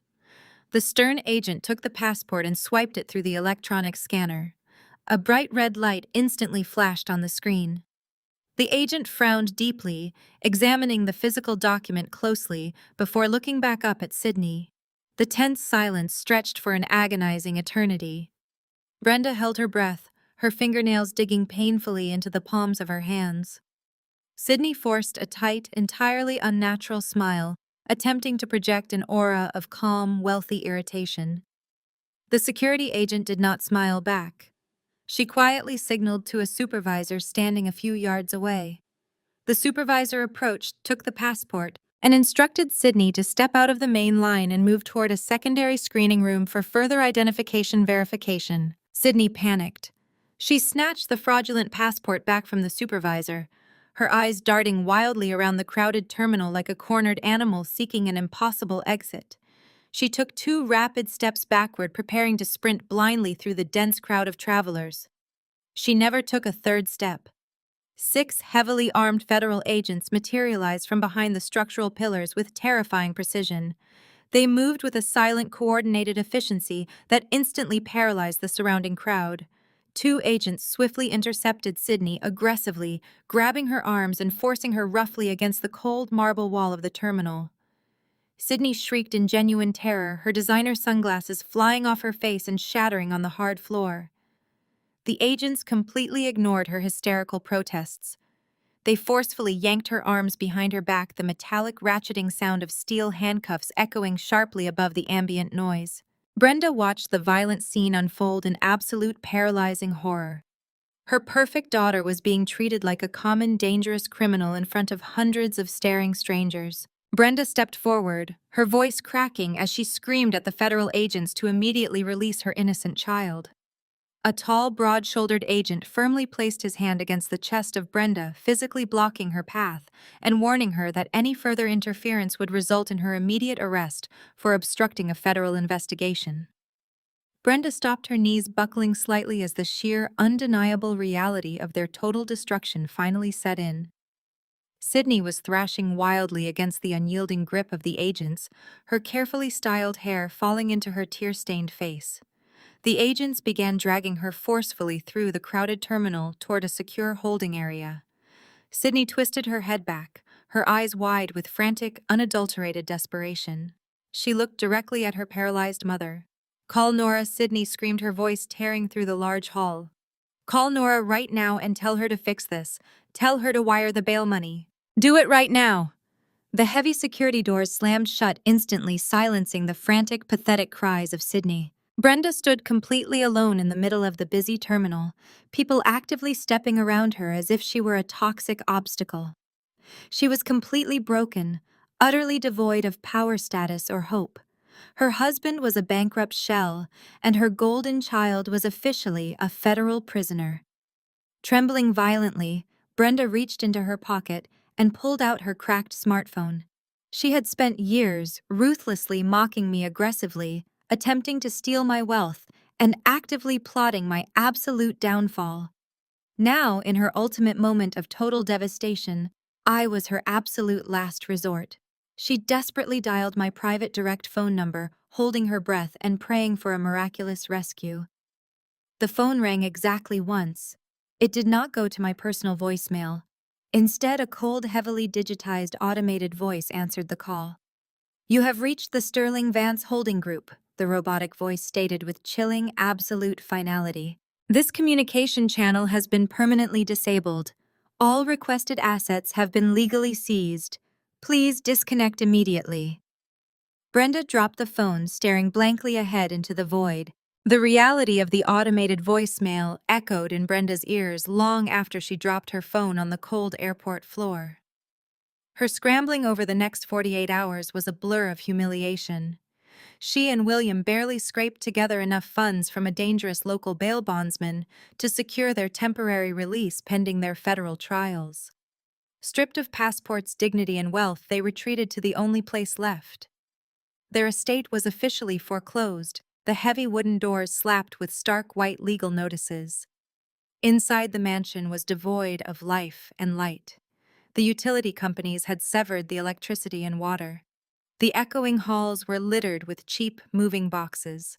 William and Brenda sat in the suffocating darkness of their barren living room, illuminated only by pale moonlight slicing through tall windows. They were trapped in a mausoleum of their own catastrophic failures. In a spectacularly delusional attempt to salvage their ruined lives, they sent a desperate text message to my secure corporate number. It was a pathetic summons masked as a parental plea begging for one final face-to-face meeting at the estate before the bank changed the locks at midnight. They genuinely believed that if they got me into the room, they could manipulate me one last time. They sat on dusty folding chairs, shivering in the unheated air, meticulously rehearsing their guilt trips and aggressive demands. They expected me to walk through the front door wearing the submissive, eager-to-please expression of the daughter they had bullied for 3 decades. They expected a terrified girl they could break with harsh words and a manufactured tear. The heavy oak front door swung wide with forceful precision that made William jump in his seat. The rhythmic thud of tactical boots echoed ominously against the marble foyer. I walked slowly into the center of the cavernous, shadowy living room. I was not wearing the casual clothing they associated with my former self. I was impeccably dressed in a razor-sharp $5,000 bespoke charcoal power suit, my posture radiating untouchable authority. Flanking me were 2 highly trained private security contractors. They wore black tactical uniforms, hands resting naturally near holstered firearms secured at their hips. They fanned out with silent military efficiency, sweeping the dark room to secure the perimeter. I stood under the unlit crystal chandelier, staring down at the two pathetic figures cowering on their cheap folding chairs. The staggering contrast between my overwhelming power and their undeniable destitution was absolute. Brenda let out a ragged gasp, clutching her chest, as if wounded by my intimidating entrance. William pushed himself up from his chair, his face contorting into a mask of desperate, furious entitlement. He ignored the towering security guards and pointed a trembling finger directly at my face. "You destroyed this family, Nora." William snarled, his voice echoing shrilly off the bare walls. "We gave you life, and you took everything from us. You stripped us of our home, our money, and our dignity. Your sister is sitting in a concrete federal holding cell because of your malicious vindictiveness. Fix this. Fix this mess right now. You need to call your lawyers, drop these absurd charges, and wire the funds to save this estate immediately. You owe us your loyalty." I did not flinch. I did not break eye contact. I simply let his demanding words hang in the freezing air of the empty mansion. I stepped forward, the sharp click of my designer heels silencing his frantic breathing. "I did not destroy this family." I stated, my voice echoing with a calm, lethal resonance, making Brenda physically recoil. "Your own ravenous greed, staggering arrogance, and malicious criminality destroyed this family. You spent my entire life treating me like a disposable asset, a worthless scapegoat you casually discarded while you showered Sydney with stolen wealth. You forged legal documents. You committed corporate fraud. You orchestrated malicious extortion. You handed yourselves the rope, tied the knot, and kicked away the chair. I simply stood back and watched gravity do its work." Brenda threw herself forward, falling to her knees on the dusty hardwood floor in a desperate manufactured display of maternal agony. "Nora, please," she sobbed, grasping weakly at the air between us. "We are your parents. You cannot simply abandon us to the federal courts. We will freeze on the streets. You have billions of dollars. You can afford to make this disappear. You have to save us. We will do anything you want. We will change. Just please give us our lives back." I looked down at the woman who happily abandoned me at an airport, the woman who relentlessly mocked my dreams, the woman who tried to steal my future to fund her fraudulent lifestyle. There was absolutely nothing left inside my heart for her. No anger, no resentment, and certainly no pity. There was only a cold void. They looked like cornered animals, their eyes wide with terror and lingering entitlement. I stopped directly in front of the dusty coffee table, the only piece of furniture they had not yet packed away into their cardboard moving boxes. I held out my right hand without speaking a single word.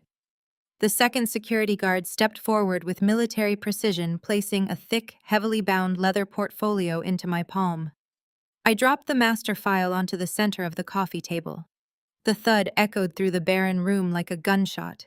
William opened his mouth to shout another demand, but the lead security guard instantly rested his hand on his holstered weapon, silencing him with a warning glare. I unclasped the leather portfolio with a sharp click. I did not yell. I did not raise my voice. I spoke with an icy, terrifying calm that completely paralyzed them.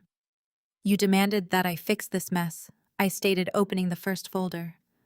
"Let us examine exactly how this mess was created." I pulled out a stack of banking records, tossing them onto the table. I outlined the exact timeline of their financial crimes, starting with my college tuition.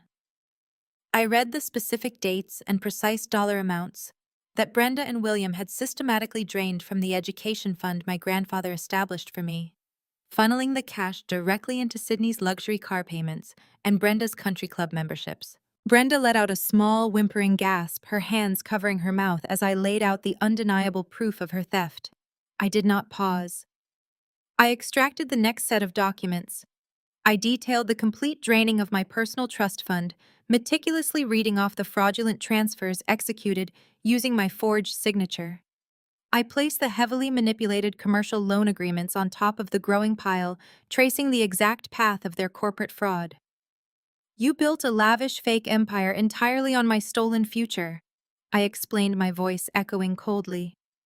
You treated me like a limitless credit line completely devoid of basic human rights. And when I finally dared to ask a single question about my own money, you responded with violence. I stared directly at Brenda. I reminded her of the exact moment she had physically slapped me across the face in this very room, the moment she tried to violently beat me back into submission. William was hyperventilating, sweat pouring down his panicked face. He desperately attempted to change the narrative, sputtering pathetic excuses about market downturns and temporary cash flow problems. He claimed they were always planning to pay me back, that they were just protecting the family legacy. I silenced him by raising a single finger. I reached into the very back of the leather portfolio and pulled out a crisp, officially stamped legal document. It was not a bank statement or a forged loan application. I held it up in the pale moonlight streaming through the large windows, ensuring they could both see the bold federal seals.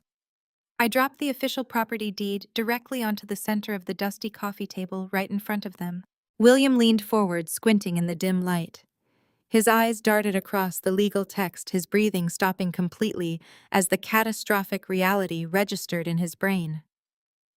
Brenda looked at him, her face completely pale, silently begging for an explanation. He could not speak. He just stared at the deed in absolute shock.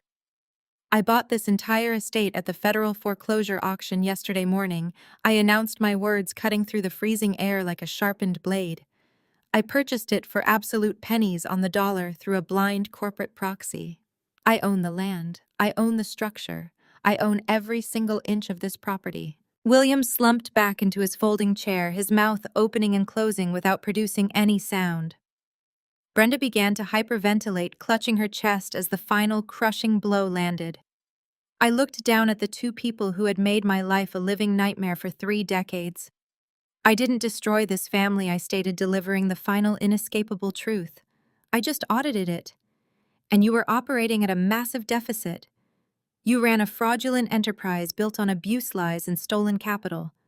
The audit is now officially closed and your balance is exactly 0. I reached into the portfolio one last time and extracted a single brightly colored sheet of paper. I did not toss this one on the table. I stepped forward and handed it directly to William, forcing his trembling fingers to take the document. It was an official, legally binding eviction notice. You have exactly 30 minutes to vacate my property, I ordered, checking my luxury watch with casual precision. Security will escort you out. You may take the clothes on your backs and nothing else. My private security team will walk you to the edge of the estate gates. If you attempt to take anything that belongs to me, or if you are still on these grounds in 31 minutes, they have strict orders to have you arrested for criminal trespassing. The finality of the statement broke them completely. Brenda collapsed onto the dusty floor, weeping with a loud, animalistic despair that offered no redemption. William stared at the eviction notice, tears of profound humiliation streaming down his ruined face. They were completely stripped of their wealth, their arrogance, and their home. They had absolutely nothing left. Their entire world had been completely dismantled by the same daughter they had so relentlessly tried to destroy for 30 years. I turned my back on their pathetic sobbing, walking smoothly out the front door and stepping into the crisp night air, finally leaving them behind forever. The crisp night air felt like a cleansing breath, washing away 3 decades of toxic conditioning. I settled into the leather seat of my vehicle and instructed the driver to take me home.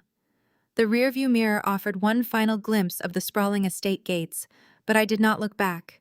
I had permanently severed the rotting branches of my family tree. The ensuing months delivered the exact, uncompromising justice that the universe owed them. The spectacular collapse of the Sterling Empire became a cautionary tale whispered in corporate boardrooms, but the harsh reality of their daily existence was far less glamorous.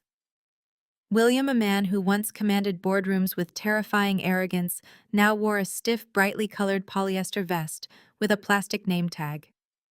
He spent his days working as a greeter at a massive discount retail warehouse. His current reality consisted of standing on a concrete floor for 8 hours a day, forced to smile subserviently at frantic shoppers and endure humiliating reprimands from a regional manager half his age, who constantly criticized his slow scanning speed. Every time he handed a shopping cart to a customer, his former sense of supreme entitlement chipped away into absolute nothingness. Brenda fared no better in her spectacular fall from high society. Without her country club membership, stolen credit cards, or the protective shield of extreme wealth, she vanished into complete obscurity. She now lived in a cramped, incredibly dingy motel room on the extreme outskirts of the city. The peeling floral wallpaper and flickering fluorescent lights formed the boundaries of her new kingdom. She spent her days aggressively hoarding cheap plastic trinkets from local thrift stores, desperately trying to recreate the lavish hoarding of her past. She had absolutely no visitors. The wealthy socialites she once called her dearest friends had instantly blocked her number the second the federal indictments hit the evening news. Sydney, the undisputed golden child, was serving her 20-year sentence in a high-security federal penitentiary. The woman who once wore exclusively imported silk and demanded private jet travel now wore a standard-issue, heavily faded orange jumpsuit. Her daily routine involved waking up at dawn to aggressively scrub industrial baking trays in the prison cafeteria. She had entirely lost her perfectly manicured glamour. Her face was constantly etched with miserable, exhausted defeat, forever trapped in a brutal reality she could not charm, manipulate, or buy her way out of. While they wallowed in the miserable consequences of their own horrific actions, Owen and I systematically rebuilt my world. We started with the estate itself. The sprawling mansion, once a suffocating monument to my parents' dark legacy, underwent a massive, breathtaking transformation. Owen utilized his brilliant architectural expertise to tear down the heavy, oppressive walls, literally and figuratively, flooding the entire structure with brilliant, unyielding natural light.